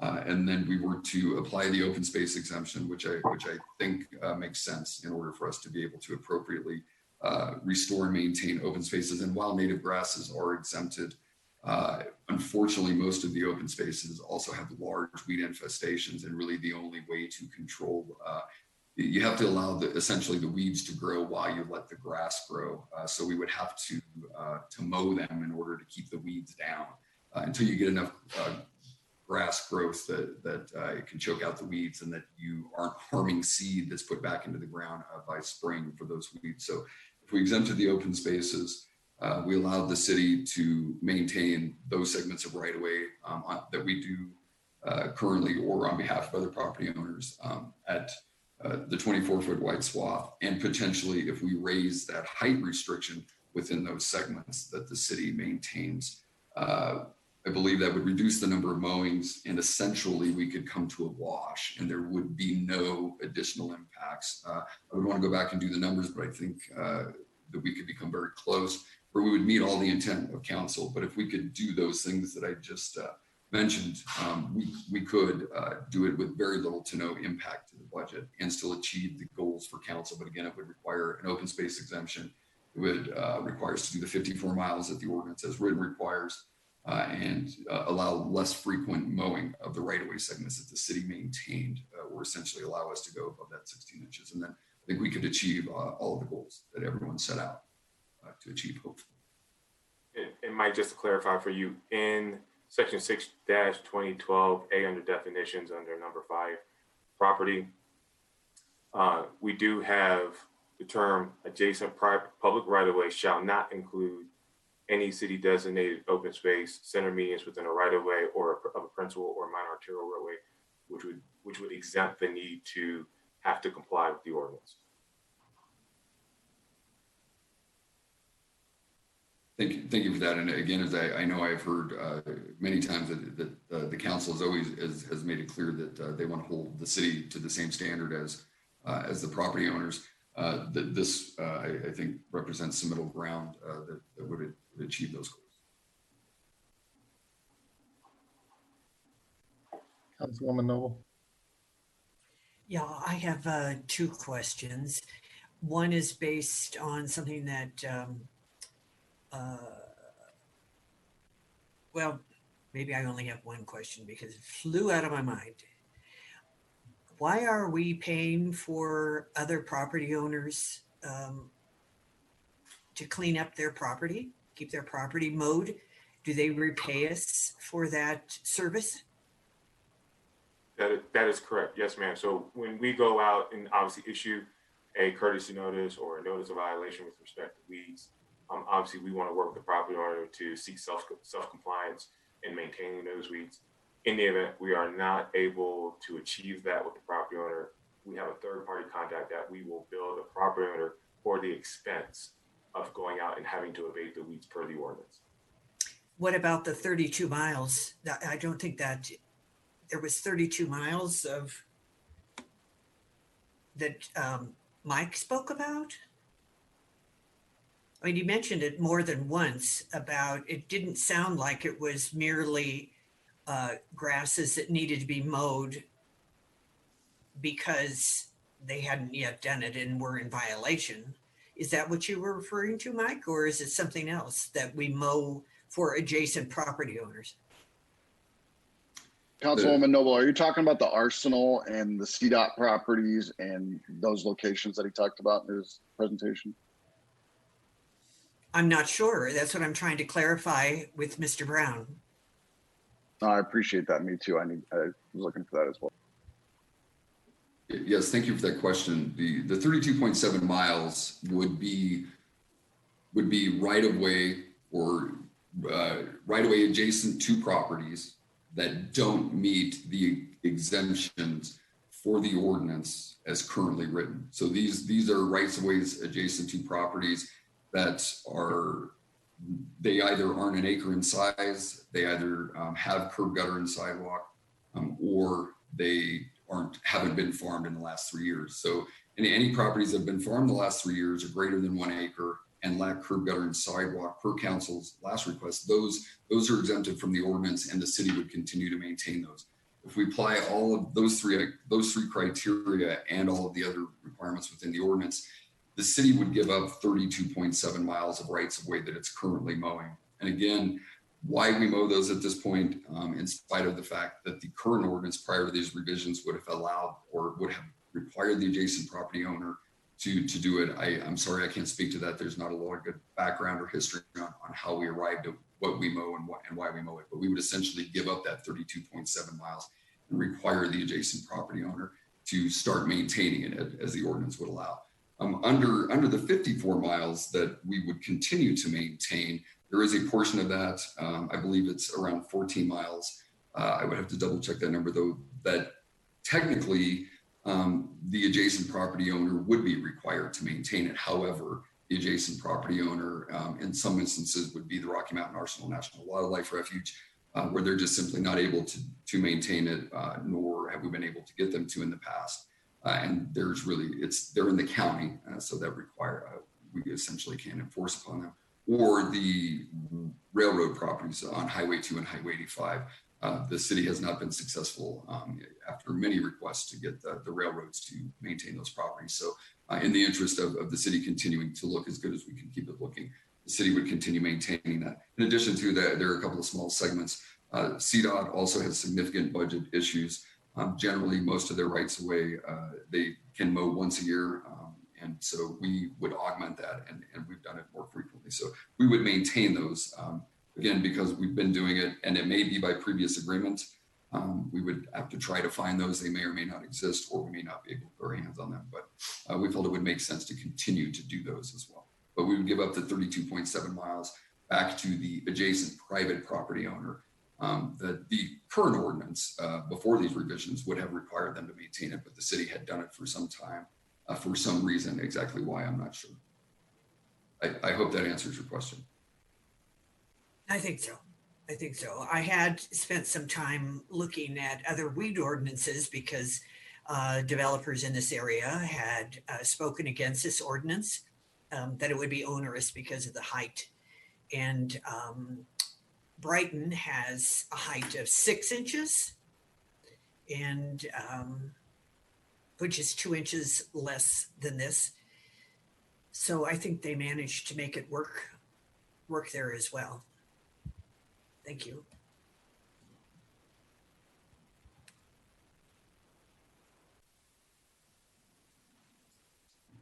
Thank you. Back in May, this came up on the agenda, and we continued it.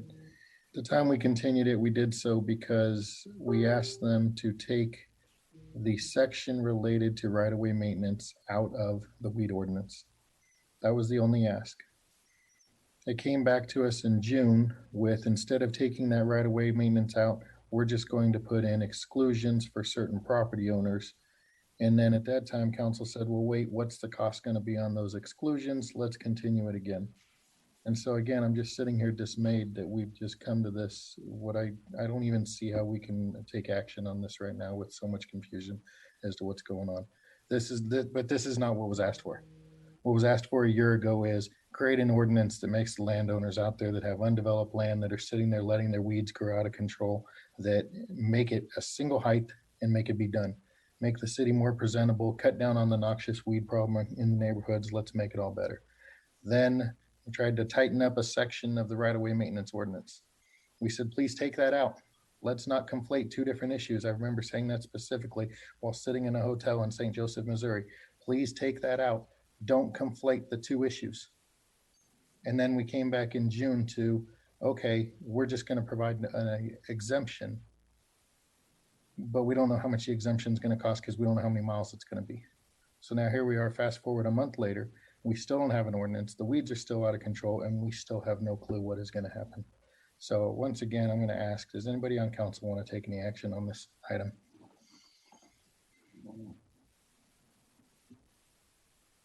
Councilwoman Grimes. I would motion that we continue this and would also suggest a study session to make sure that staff and council are on the same page before it comes back to us for further consideration. Councilwoman Noble. I'll second that. I have a motion and a second to continue this indefinitely. Allow council and staff the opportunity to get together and make sure we're on the same page before this comes back for further consideration. Is there any discussion? Seeing no discussion, we'll take a roll call vote. Councilmember Madera, No. Councilmember Alan Thomas, No. Councilmember Noble, Yes. Councilmember Guardiola, Councilmember Hurst, Yes. Councilmember Grimes, Yes. Councilmember Smith, Yes. Mayor Pro Tem Frank, Yes. Mayor Huseman. Yes. I have, Excuse me. How do I thought we were making a vote. I need to change my vote. I thought we were making to have a study session. So I would vote yes. So I made an error. so the Sorry.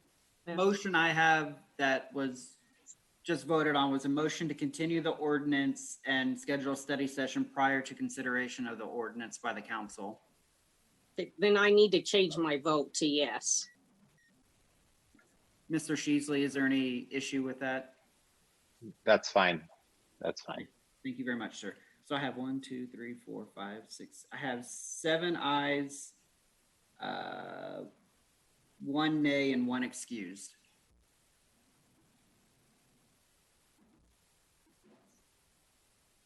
Thank you.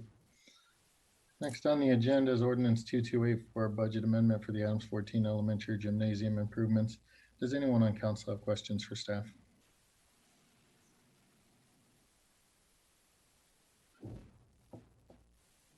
Councilman Hurst. Yeah, I think, there's a question asked in citizen communication that I would appreciate if it was just briefly discussed about what SIP is and the contributions that are going into this project. From, is it Adams 14? Is it all city money? I think there needs to be an overview explanation as to how this works. I'm happy to give council an overview, and I will need to turn to Carolyn Keith for detail. The overview is that we use the gymnasiums at Adams 14 as well as 27J for city recreation programs. And the gymnasiums with Adams 14 are very old and getting in poor condition. And so this would repair or replace floors in those gymnasiums, fix them up so that they're usable for the recreation programs. And a side benefit is that it benefits the school district as well. And we have not had to do that in 27J to this point because their facilities are much newer.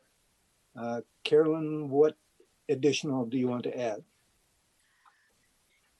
So, Honorable Mayor, members of City Council, the specific question posed in the citizen communication was regarding a contribution on the part of Adams County School District 14. And what I would like to share with you, this originally started as part of our Healthy Places, one of our Healthy Places capital projects. We had a small grant from Healthy Places for the architectural costs and the planning, and we had hoped to fund some of the actual capital costs from Healthy Places. However, the number one capital project priority in the Healthy Places budget is the improvements at Quebec and 72nd near Adams City High School.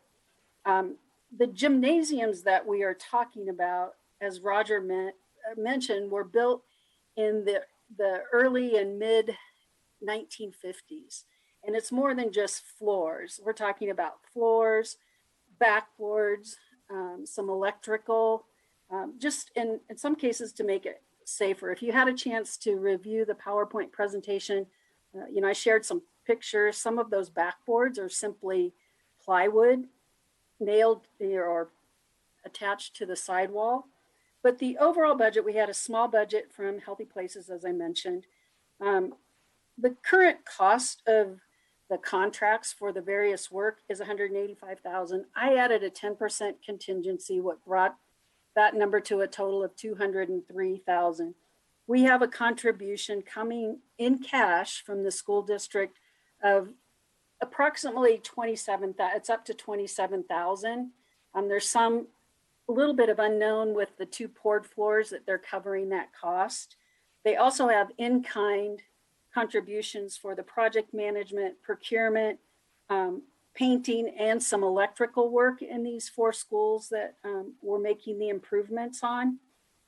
I'm also hopeful that of this $203,000 that we're asking for tonight, that we won't need all of the contingency. We also have 2 grants currently submitted, and hopeful that we can continue to reduce city contributions. But the importance right now about the timing for the funds, the school district is ready to execute the contracts that had already gone out to bid, and would like to try to get this work done before the kids get back in school. And quite honestly, if you have ever had a chance to visit any of these schools, the improvements are needed desperately. And we could say it's the responsibility of Adams County School District 14, but quite frankly, they have many other priorities besides the gymnasium improvements. And we have an opportunity to make a difference, not only for the 275 plus kids that participate in our boys and girls basketball, but there's over 1,700 kids that make use of those gyms every day for a variety of activities, whether it's related to their gymnasium events. In some cases it doubles for cafeteria space. They also make those spaces available to the local community through the district office. And our goal will be to minimize as much as possible the city's contribution. The unfortunate thing is tonight, I cannot tell you what that number is, but we'll be happy to bring that back. But if we can at least have this money up front, we'll continue to work on that, and we can execute the contract and complete the project prior to kids going back to school. So there is a contribution from Adams School District 14. It's probably minimal cash in some people's minds. The in-kind is significant. And again, we'll continue as staff. We have a call tomorrow with a funder to see if they would consider moving us forward in the application process. We also intend to submit an Adams County open space grant for some funding towards this in this upcoming cycle. It doesn't impact any other projects that we would be submitting. So we're very hopeful about those grant funds, but also feel it's a great opportunity to make a significant difference for a number of kids that, quite frankly, just don't have the opportunity to see those types of improvements in their own facilities. And I'm happy to answer any other questions.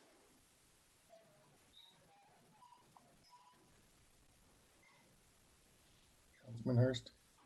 I just wanted to say, I didn't know if the floor was still mine, but I appreciate that. I just want to make it clear that I'm not contesting that at all. I just wanted to make sure that we had a good explanation in response to citizen communication. Absolutely. There was an understanding of why this is happening, where it's going. My personal belief, it's for a great cause, and I'll be supporting it. And we have had a long-standing relationship with both 27J and Adams County School District. And we have a cooperative agreement for reciprocal use of facilities. And we've made other improvements. Most of the time, those focus on outdoor amenities, but often we've made smaller contributions for some indoor improvements.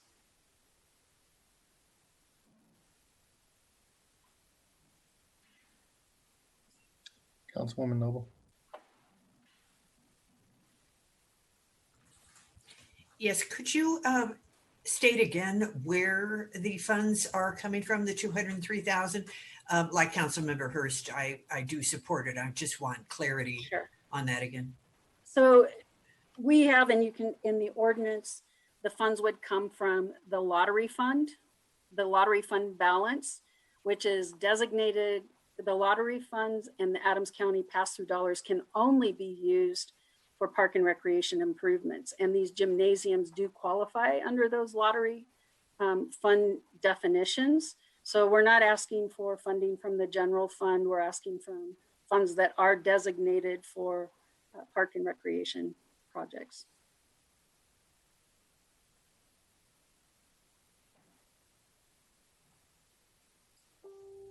Any other questions for staff? Yes, I don't know if you could tell my hand was raised. Thank you. I have a few questions, and thank you for your presentation, Ms. Keith. But I believe some of the schools in Adams 14 were already recently completed. So do you know which schools in Adams 14 specifically this would apply to? That's my first question.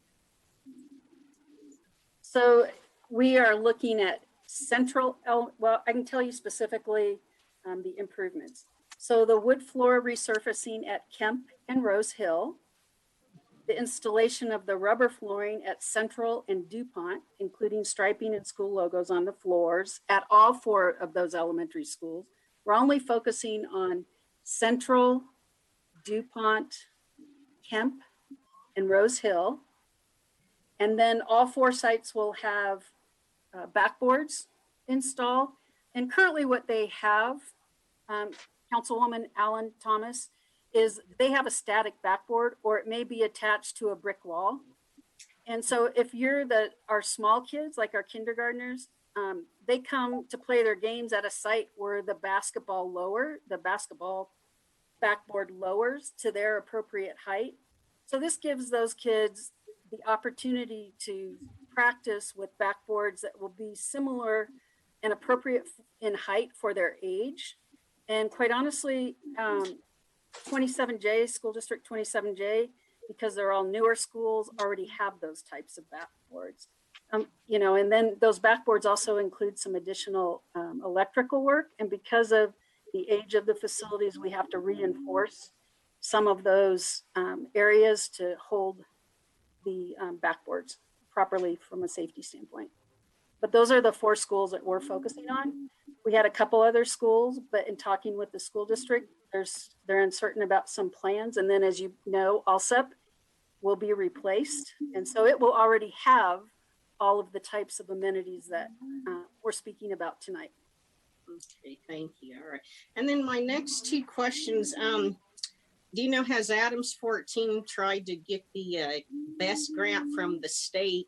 And then have they started any bid processes yet? Has the school district started any bidding? The school district has completed the procurement process for this project.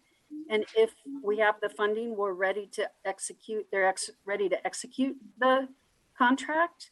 I couldn't respond to their applying for BEST grants. What I can tell you is they have many other priorities that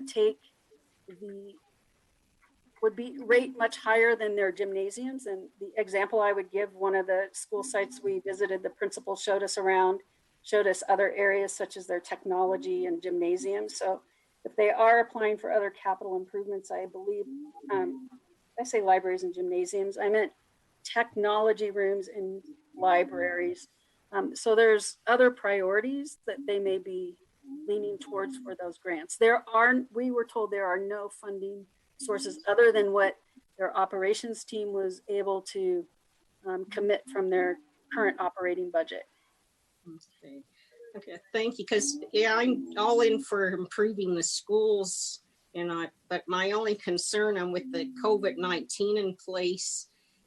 I'm just concerned, should we wait until next year and possibly, will this money be needed for something else instead of the gymnasium? So, that's my only concern here, is to getting the gyms ready, because, we don't know what's going to happen with this COVID-19. So that's just a concern I have. Sure. And the gyms are used for many different things other than just the physical activities that I've spoke of. And in some cases, they may need to move some programs into gymnasiums because they are bigger spaces for COVID. So it would be nice to give them a great, safe, updated space to be in. Okay, all right, thank you. Councilwoman Grimes. Yeah, I'd like to make a motion to approve ordinance 2284 as presented.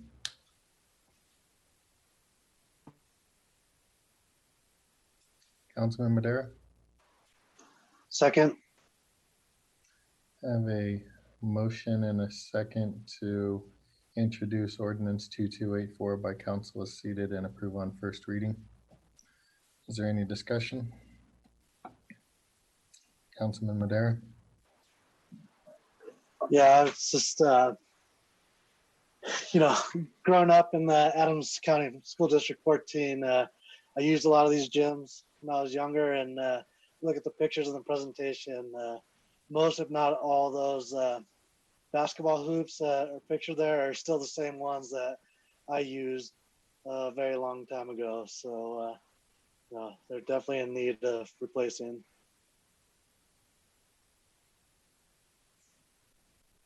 Thank you. Any other discussion?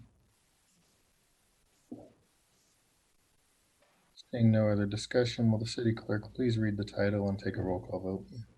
Ordinance 2284, an ordinance amending the 2020 budget of the City of Commerce City, Colorado by transferring $203,500 from the lottery fund to the CIPP fund for costs associated with the Adams County School District 14 elementary gymnasium improvements and authorization of the expenditure thereof. Councilmember Madera, Yes. Councilmember Alan Thomas, Yes. Councilmember Noble, Yes. Councilmember Guardiola, Councilmember Hurst, Yes. Councilmember Grimes, Yes. Councilmember Smith, Yes. Mayor Pro Tem Frank, Yes. Mayor Huseman, Yes. passes 8-1. Thank you. It's not passes 8-1. That implies that someone voted no. No one voted no. Councilmember Guardiola is excused, so that's why the count is 8-1. But Mr. Clerk, that would not represent a no vote. It would be 8-0-1. Yeah. Yeah. Okay, So thank you. 8-0. Thank you. Thank you for the clarification. Next on the agenda is administrative council business. Would the city attorney please provide an update on the city manager RFP?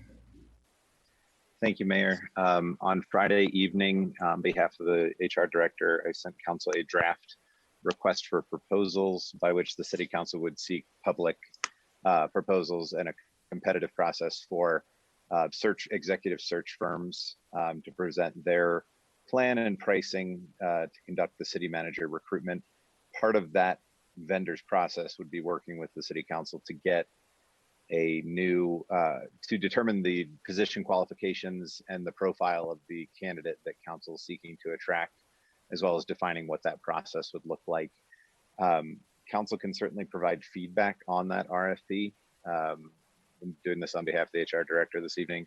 If council wants to, either at the study session next week or at the city council meeting in 2 weeks, or city council could, if they don't want to, if you do not want to do that, we could simply get it on the street probably as early as tomorrow with an eye towards having proposals back in a few weeks, and then a recommended vendor to the city council for review and selection in early August, so then they could begin their work as promptly as possible. I would recommend getting it out there sooner, but if anyone really wanted to provide feedback directly on the RFP itself for the search firm, I would ask that you let us know now. Otherwise, we would work to get it out.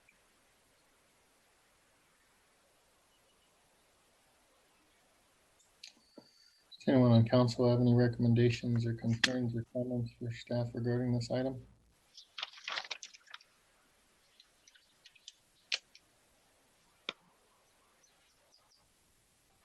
All right, seeing none. Thank you. I'll be on the street this week. Thank you.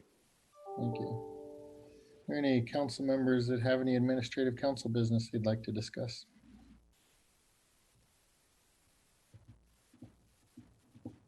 Councilwoman Noble.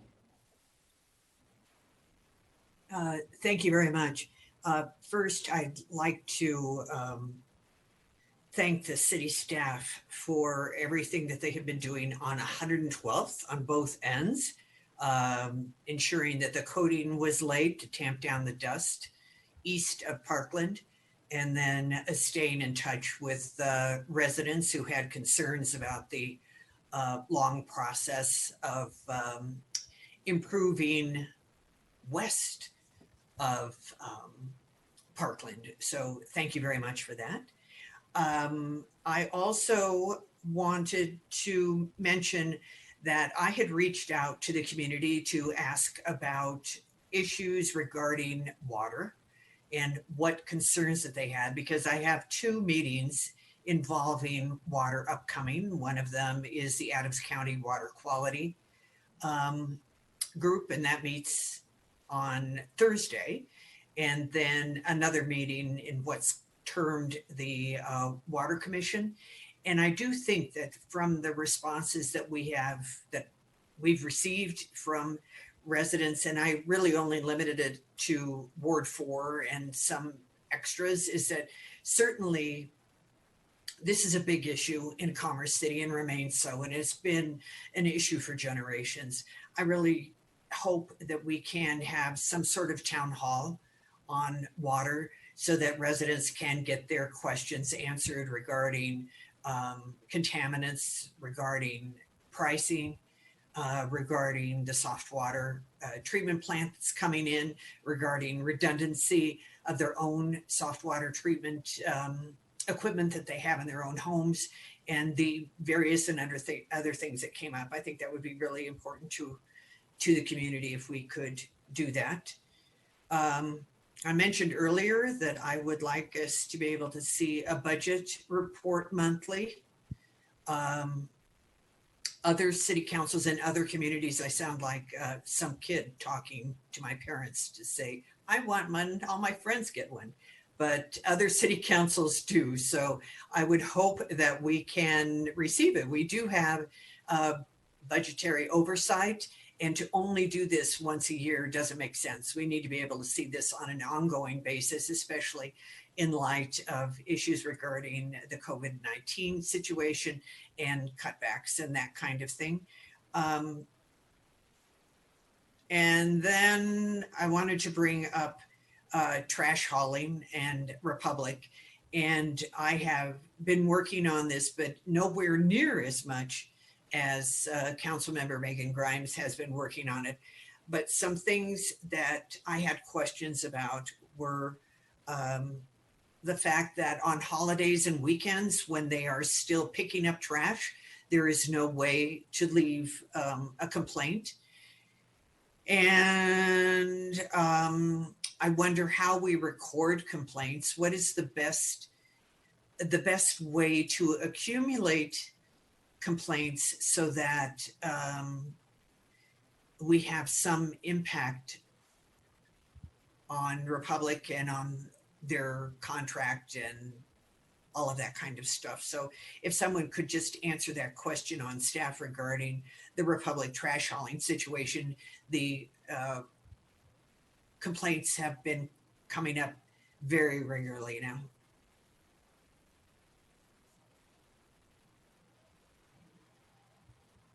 Mr. Tinklenberg? Yes, ma'am. Sorry. That's all right.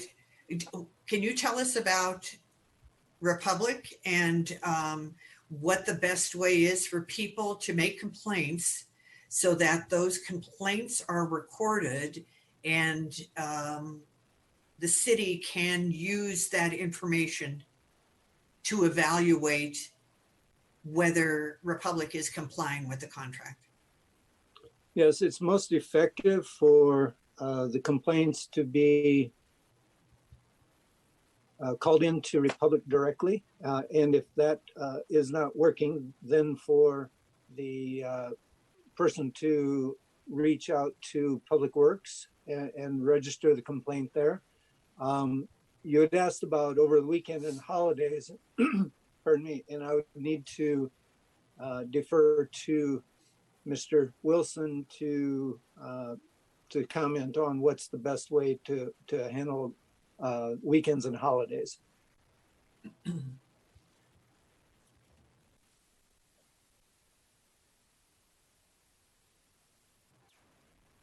I don't know if Mr. Wilson is here. Friday, there was no one working customer service for Republic Services, yet they were picking up trash. And therefore, no one was also working on Saturday. So I know that's one instance. It doesn't seem to make sense, in all honesty, for all complaints to go directly to Republic. Does Republic provide us with a list monthly of the complaints and their resolution? That we will have to get that information and report that back to you. I'm not sure of the details of that.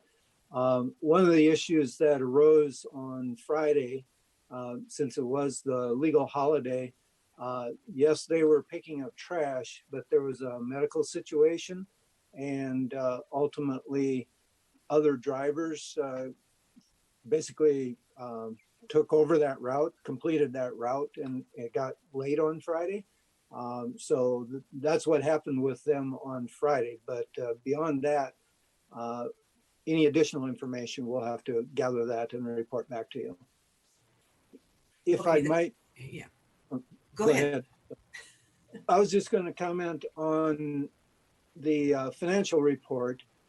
If you go to the city's website, we have an application that's called OpenGov, and that does provide information about revenues and expenditures month by month and year to date. I'm going to ask the staff to provide some training in terms of what that information represents, because there's some comparative data that you need to know what it's comparing in order to understand what is being presented. So that is available, and we'll get more information out to you on how to use that. Okay, well, that would be a start. I will, thank you. We can take a look at that. And then regarding the trash, Arvada, the city of Arvada just went to single hauler after having 9 different hauling companies in the city of Arvada. They chose Republic Services. I am concerned about whether Republic actually has the ability to staff up to cover city of Arvada and continue to cover Commerce City and give us good service. So I think we need to start taking a better look at what is occurring, and also figuring out a different way for people to report incidents instead of reporting directly to Republic, but reporting to the city in some fashion, or make a dovetail so that it can go out to both of them, but some way to do that. And then my other question, Mr. Stinklenberg, was about, and to the council members, if you think it would be worthwhile to have a water town hall as we did with the oil and gas town hall. My input on that for you and council's consideration would be, it would be better to have that hosted by South Adams County Water and Sanitation District, since they're the experts, they're the provider, and they would be able to answer the questions. So that would be my only suggestion to you regarding that.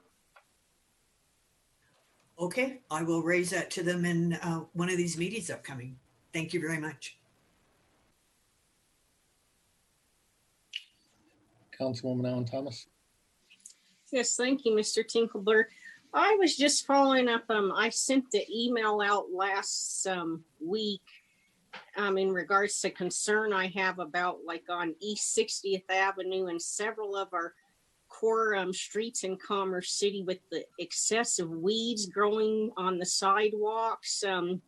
You know, is that has staff started working on that? Because like I said, from East 60th Avenue, that's one of our core cities, Monaco from 60th Avenue all the way down to 72nd. So is the residents responsible for maintaining those weeds, or is that the city staff, or what's the follow-up? Because I received several complaints from residents and constituents, and they are concerned because it's outside of the resident's home, but yet it going down, like I said, several of those streets, there's really tall weeds growing. So I'm just wondering who's responsible for that. Yes, ma'am. The property owner is responsible for those, and Neighborhood Services has been sending out, I forget what you call them, courtesy notices or you know, notices to take care of those. So that is the property owner's responsibility. Okay.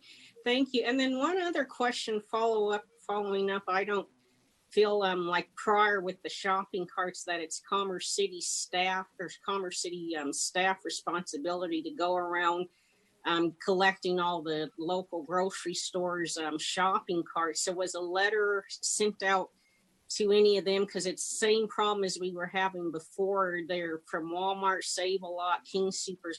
They're starting again, you know, especially along our core streets. So was a letter given to them as well? And is there someone with city staff that's going to continuously to monitor that, and possibly has it been looked into? Can the businesses like get a warning letter or something to maintain their shopping carts? Thanks. Yes, on that issue, what we've done is encouraged both.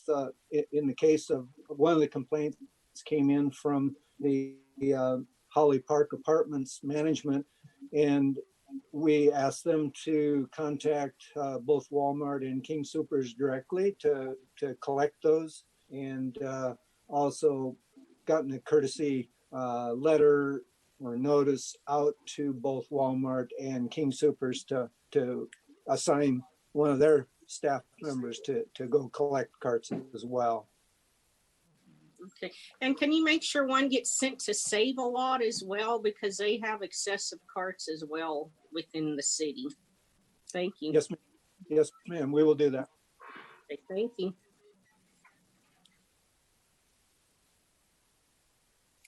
Councilwoman Grimes. Yes, thank you, Mayor. Thank you, Ms. Noble, for bringing up the issues we've been seeing on social media related to trash and the Republic Services pickup. I just wanted to add a couple of things to your comments. The problems are extending beyond just a one-time or two-time problem. It's, you know, reports of people getting their trash missed 6 weeks in a row, which I don't know about everyone else, but we certainly couldn't accommodate 6 weeks worth of trash in our bins without overflowing. And so that's a big concern. It also seems that a lot of the complaints are coming from, there's one community that is gated, and it seems that maybe there's not a clear communication of what that gate code is. And so it appears that the drivers are just skipping that neighborhood maybe. And so possibly looking into how do we get the current gate code over to the driver at Republic who will be on that route. And then another issue is the website on the, or the site on our city site that addresses trash. It does say Republic Services in some places, but there are still instances where the contact information is Waste Management, not Republic. And so if we could get someone to check into that and address where Waste Management is still on the website, that would be great. I think that's all related to trash. I would say, Roger, I had told you I would send you the spreadsheet I was keeping related to complaints I've been tracking. However, there seems to be an IT issue. Any of my emails with an attachment won't come through to the city. So I need to reach out to Justin, or if Justin could reach out to me to help with that, that would be really much appreciated. And I did have one question about holiday work. I noticed that we had Parks and Rec employees working on the 4th of July and was just curious if that's a standard practice, or if we offer those days off to people. How does that work?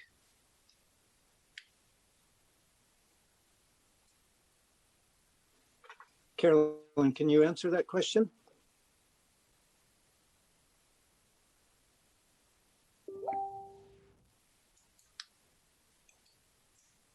Mr. Tinklenberg, I do not see, oh, no, there she is. Give me just one moment.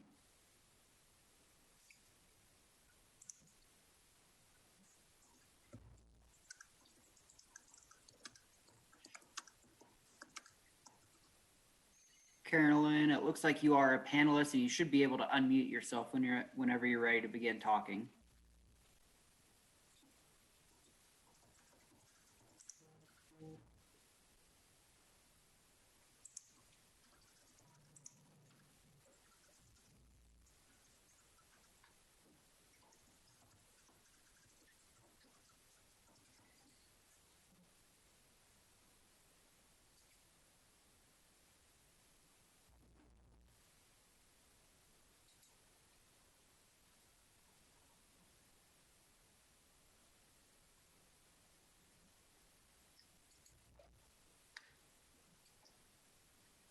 I have a couple of more comments I'll make while we're waiting for Carolyn to get unmuted.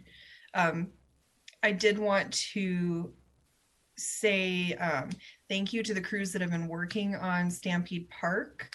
I live near there and noticed that there's been significant work done on Stampede Park in the last month to improve the look of the grounds, grass, etc. And so much appreciated for the hard work going on there.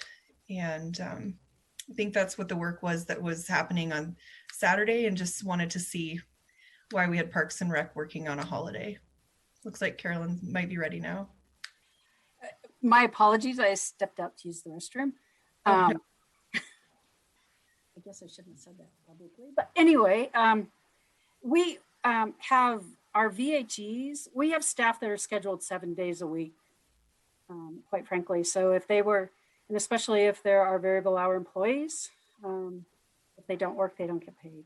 So they could very well have been scheduled, and we would have been in all of our parks throughout July 4th and the weekend, because quite frankly, it's typically a very heavily used time for parks.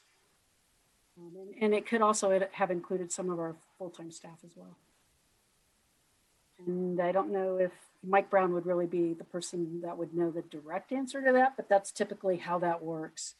There are full-time staff scheduled 7 days a week with variable hour employees scheduled 7 days a week. Okay, thank you. Mm-hmm. So Carolyn, let's clarify. Were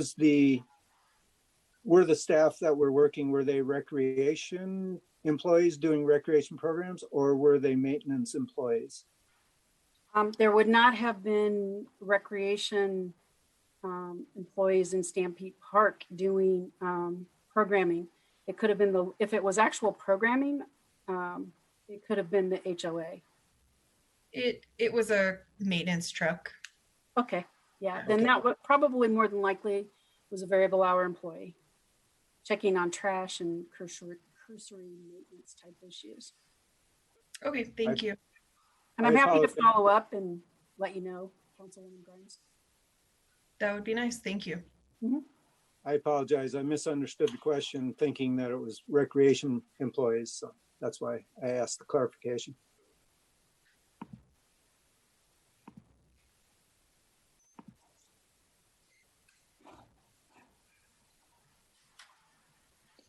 Any other administrative business?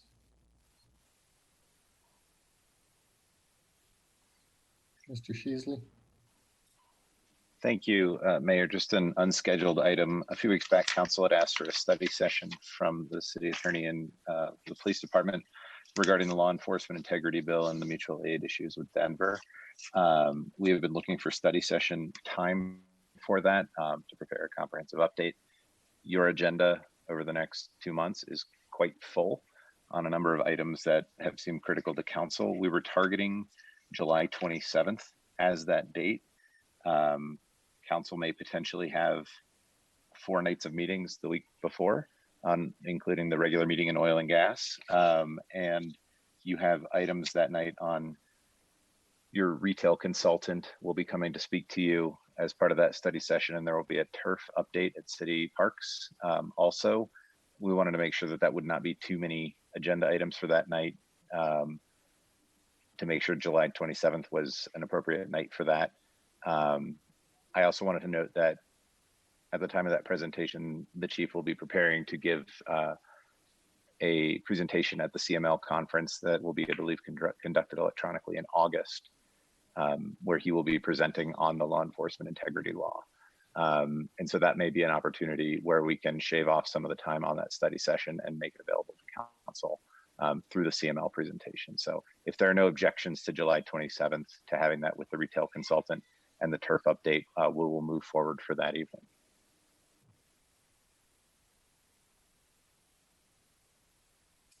Councilwoman Noble. Just to be clear, that it will not be an oil and gas study session though, correct? Correct. It is, I believe, intended that the study sessions on oil and gas will occur the week prior. Okay, thanks. Sounds good.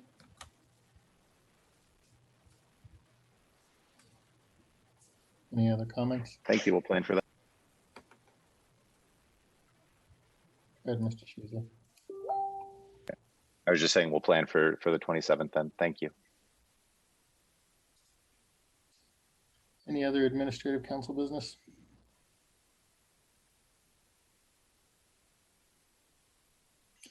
All right, I have one. Earlier this evening, a resident requested the city council pass a mask ordinance requiring masks within the city. This is not something that the city council has discussed publicly in the past. Does anybody wish to have any discussion regarding such an implementation? Tri-County Health is supposed to meet this week to discuss a mandatory mask order for Tri-County. I had a conversation with another mayor this morning who indicated that it looks like it will be Adams County and Aurora will be the cities targeted by Tri-County Health if they do push forward. So just asking, throwing this out for conversation for council if anybody wishes to try to take action on this item. Councilwoman Noble. Thanks very much. Yeah, I think that that's sort of one of the points that I was trying to get across is that we have been asked to make decisions without having any data since June 12th. And I think that's made it remarkably hard. And it's also difficult to get the point across to people that there is still an issue in this community, and more importantly, that we're actually one of the worst in the Tri-County area among Adams and Douglas and what's the third one? I forget. So I think that it's something that we're just going to have to take a look at. There may be pockets of outbreaks also. I haven't gotten verification on one that I spotted on the outbreak list with CDPHE, but it is concerning. 54% of the cases in Commerce City are 18 to 44-year-olds, by the way. So it's certainly the younger group who isn't as concerned, if you will, and maybe going maskless. I think it's something that we need to do for each other as opposed to doing it for ourselves. So I hope it's something that we can look at in the future. I know that businesses at the business resources meetings that I've been part of, they really want to know what to do too. It's very important to them to keep their staff healthy, and they worry about people coming in without masks on. So it is challenging. There's no question about it.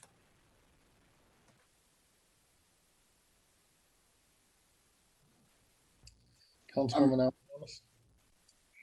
Yes, thank you, Mayor. I would agree with Councilwoman Noble, but I do think we need a little more guidance in the upcoming weeks and more information and more reports from the Tri-County Health Department. But I do, especially being the medical field, I do think it's very important. And as Councilwoman Noble said, I hope it is something we possibly consider, because we're doing it for one another and not necessarily for ourselves. So, I mean, if we continue to see the numbers go up, I hope we do continue to explore the possibility. So I just wanted to express that. Thank you.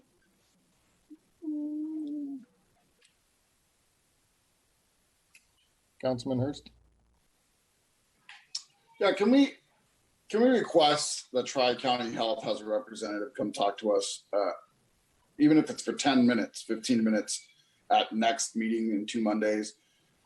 Because I've gotten a lot of questions that I've tried to give the appropriate answers to, but also knowing I'm not a public health official, I'm very careful about how I answer those questions. Councilwoman Noble pointed out the 600 plus cases in Commerce City. There's question marks every time I turn around. Are those active cases? Are those since March 15th? Are those, what are those? Because if there were 600, the concern really is if there's 600 plus cases, but 450 of them were from 3 months ago, is there really a need for concern?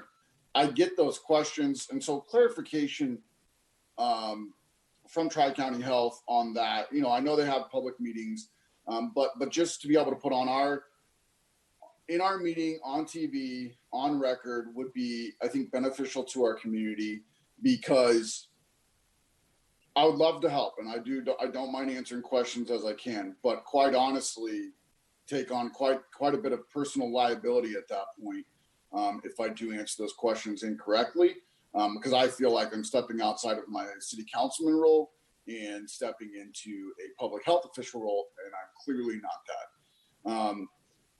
With the face mask coverings, whether we have that discussion or not, my biggest concern there is enforceability.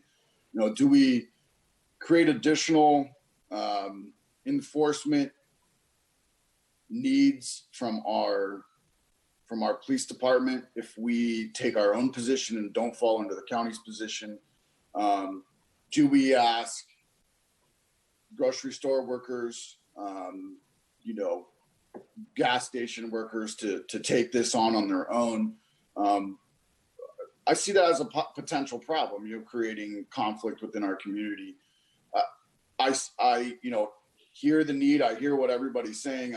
I'm not disagreeing that the discussion needs to be had. But again, from a city council point of view, or a city council position, we've very much been reminded every time I've heard it that we are not public health officials. So taking those positions means that we should have taken several other positions already, and we haven't, because we've been told we can't. And so to me, it leads down a path that I don't think we'll figure out until after this is over and we start kind of debriefing on the COVID-19 situation and how we're going to pursue handling a pandemic in the future. Hopefully never again in our lifetimes, but there has been quite a bit of talk about our current structure and what changes need to be made, and I think that's going to be a bigger conversation, hopefully 6 to 10 months down the road after we're looking at this in our rearview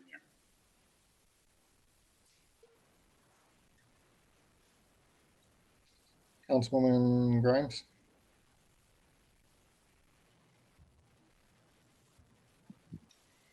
Yeah, thank you. I would echo most of what Councilmember Hurst just said. I would also tend to lean towards what Tri-County is offering for guidance as far as face coverings, for the same reason that we're not public health officials, and we look to our public health officials for that guidance. And so would also request some sort of a quick session presentation, whatever it might be, with Tri-County Health for the suggestion there, and would prefer to see that direction come from Tri-County rather than from the city.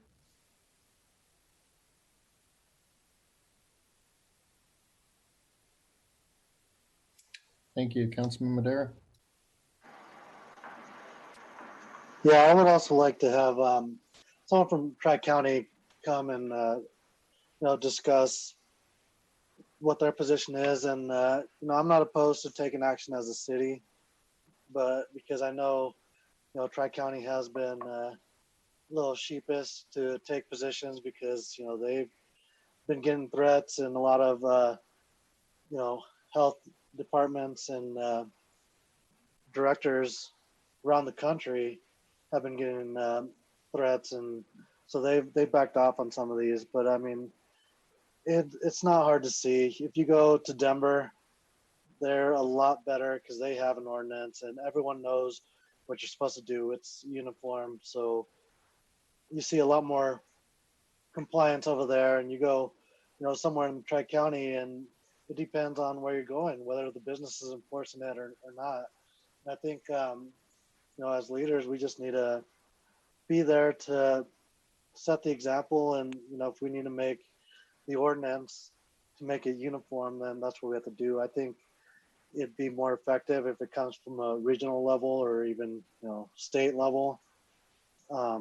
As far as compliance, I don't think this is something that requires a lot of enforcement. I mean, it should just be common sense, but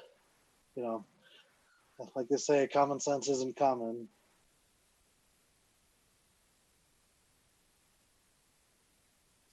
Councilwoman Smith. So I would not be in support of a mandated mask policy. The CDC and all these organizations, they've gone back and forth of whether masks are efficient or not. We still live in a society where we can make these decisions for ourselves, and we should. I am a paramedic, and I see these people that have been exposed, or I've been exposed a couple of times, and I know when I've been exposed to quarantine for my loved ones, and it's frustrating and it's not fun, but I am responsible enough to know that I can make the decision for myself and quarantine. And I don't think we should make these decisions for people and make them wear masks when we shouldn't have to. That's all.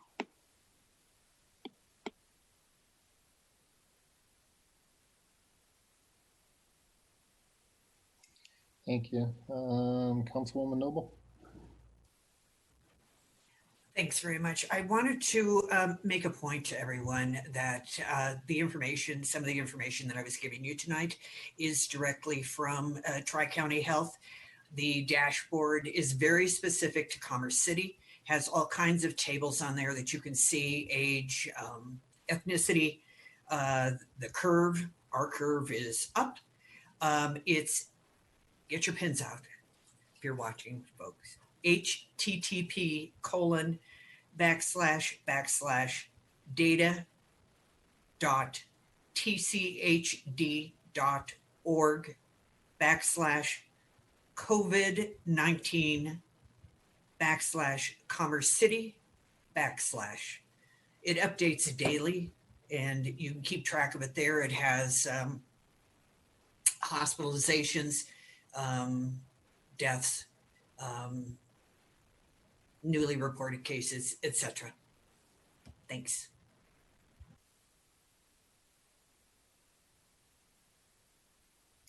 Thank you for sharing that. Maybe our communication team with the city can push that out to the residents as well, so that we can get as wide a distribution as possible on that. Councilwoman Allen Thomas. Like I said, and I just really can't stress enough, I'm also a family nurse practitioner, so I think we need more information from Tri-County Health Department guidance, for their guidance. We have top elected officials, even in Washington, that are recommending that the masks do help protect us from this COVID.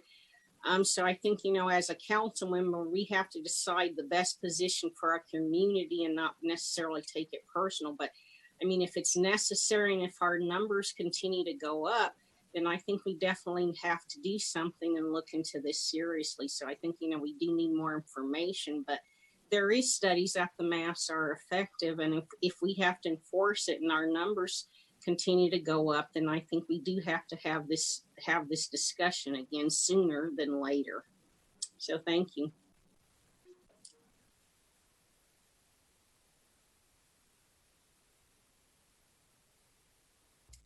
Councilman Hurst.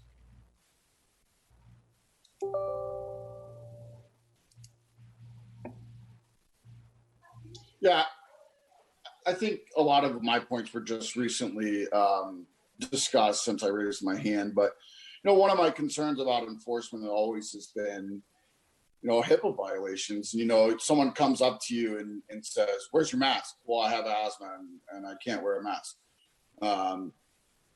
What's your next step? You know, you can't. Well, show me your paperwork, or it doesn't work like that. And I know that there are people out there who will say that without that being the case. And then what do you do? And that's why I say, you know, without it coming from the level in which has current authority, it creates these additional issues that, to me, only creates conflict in the community. And so, you know, there's I think we've heard both sides tonight. There's obviously the trustworthiness of all of this is being questioned by people. You know, who says what, who's mandating this. The CDC's flipping, you know, that pre-COVID, every hospital had a poster on their wall that said these types of masks work, and none of them included a virus protection except an N95.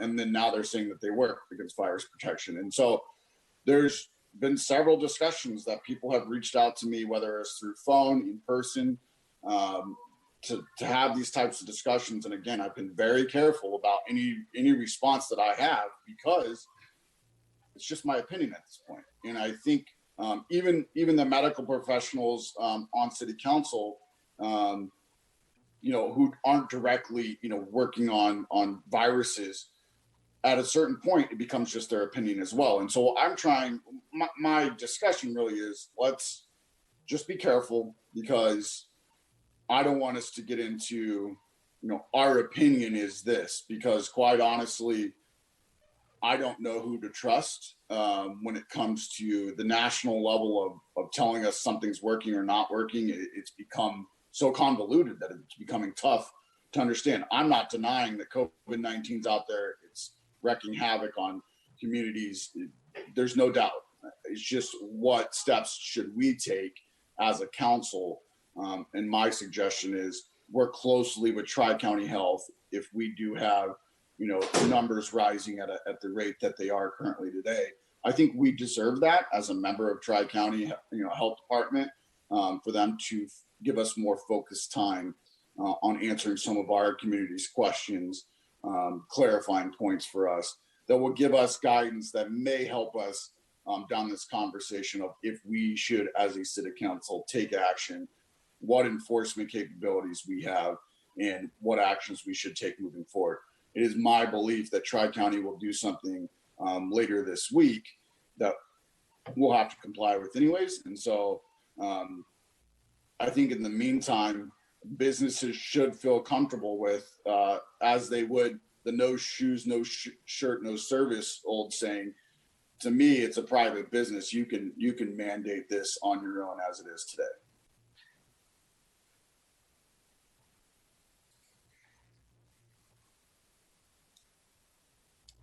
Councilwoman Noble. I will note that Westminster already has and has had for several weeks a mask ordinance, and they are in Adams County. I have had several people say to me of late that they want to shop in Denver because of the rules that Denver has implemented, that they don't feel as safe. And I think if you start having economic consequences of these decisions, it's something to look at as well. But I agree with everyone. We need Tri-County Health to come talk to us. It's long overdue, particularly since we're showing a higher case rate than every other city in the Tri-County area except for Aurora. Thanks.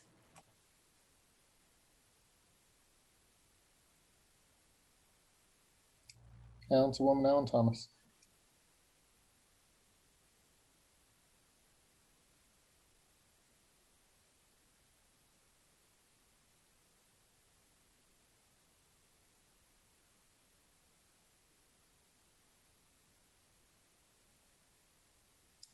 Councilman Hurst.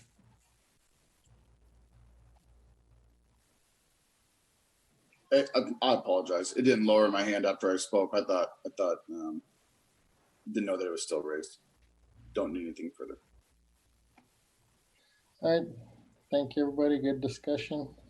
Look forward to seeing what Tri-County Health does during their emergency meeting that they have scheduled to discuss this. Next on the agenda is council reports. Interim City Manager Tinklenberg. Thank you, sir. Just two quick items. Since we covered most of our operational type of items in the COVID-19 report, it turns out that July 21 and 23 will work for oil and gas. So with your permission, we'll go ahead and schedule those, or do you want to do a motion tonight to officially schedule those meetings?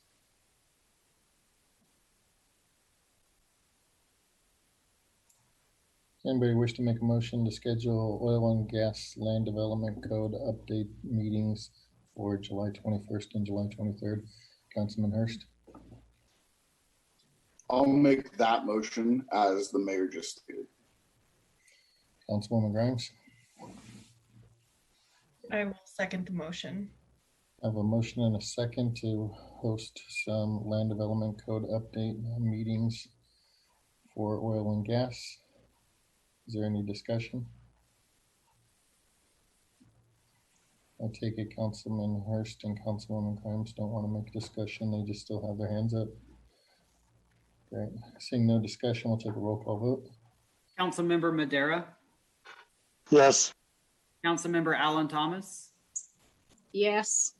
Councilmember Noble, Yes. Councilmember Wardiola, Councilmember Hurst, Yes. Councilmember Grimes, Yes.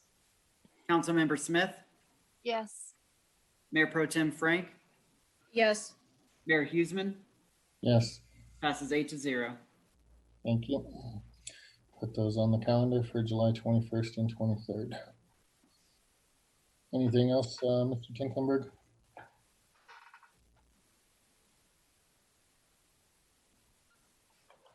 Yes, sir. Also, the other takeaway was that there was a request for a representative from Tri-County Health to speak to City Council on July 20. Did I hear that correctly? And do you wish that? I do believe that we would like to have them in as soon as possible to give us current data and an update on where we stand with the COVID-19. I don't know if that's a July 13th, July 20th, or July 27th thing, but hopefully sooner rather than later. Okay, we will work to get that in place. Thank you. That's all for me. Councilman Hurst, did you have a comment regarding that? Nope. I was going to say what you just said. If they can be the 13th, I'd rather that. But especially since we're recording our study sessions now. Mr. Sheasley.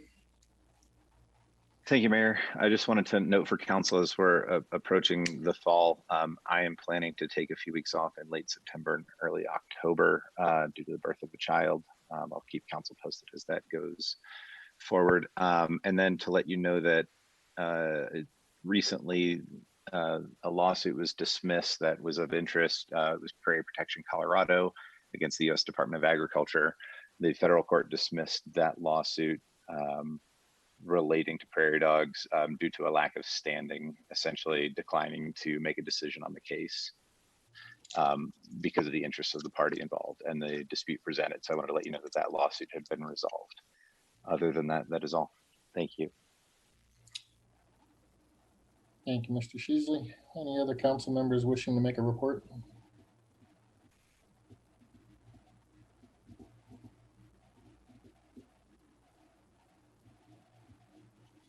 Seeing none, I will give a brief one. Last week, attended along with most of you the joint meeting between both school districts, 27J and Adams 14. Both districts did present on their decision-making process for how they're going to conduct school. in the 2020-2021 school year. I think everybody can understand that there's still a lot of variables that need to be played out, where most of us probably thought we were heading in the right direction with COVID-19. Recent data suggests that may not be the case. So I'm sure that's going to have an impact on their process. For any residents that did not get a chance to view those, I believe that you can go to the Commerce City Video Center webpage and you can watch those videos in order to see the presentations that were given by both districts. Beyond that, I don't have anything else to report. One last chance for alibis. Anybody have anything they wish to discuss? Seeing no requests and no further business to come before the City of Commerce City, we are adjourned. Have a good evening, have a good week, and see you next week.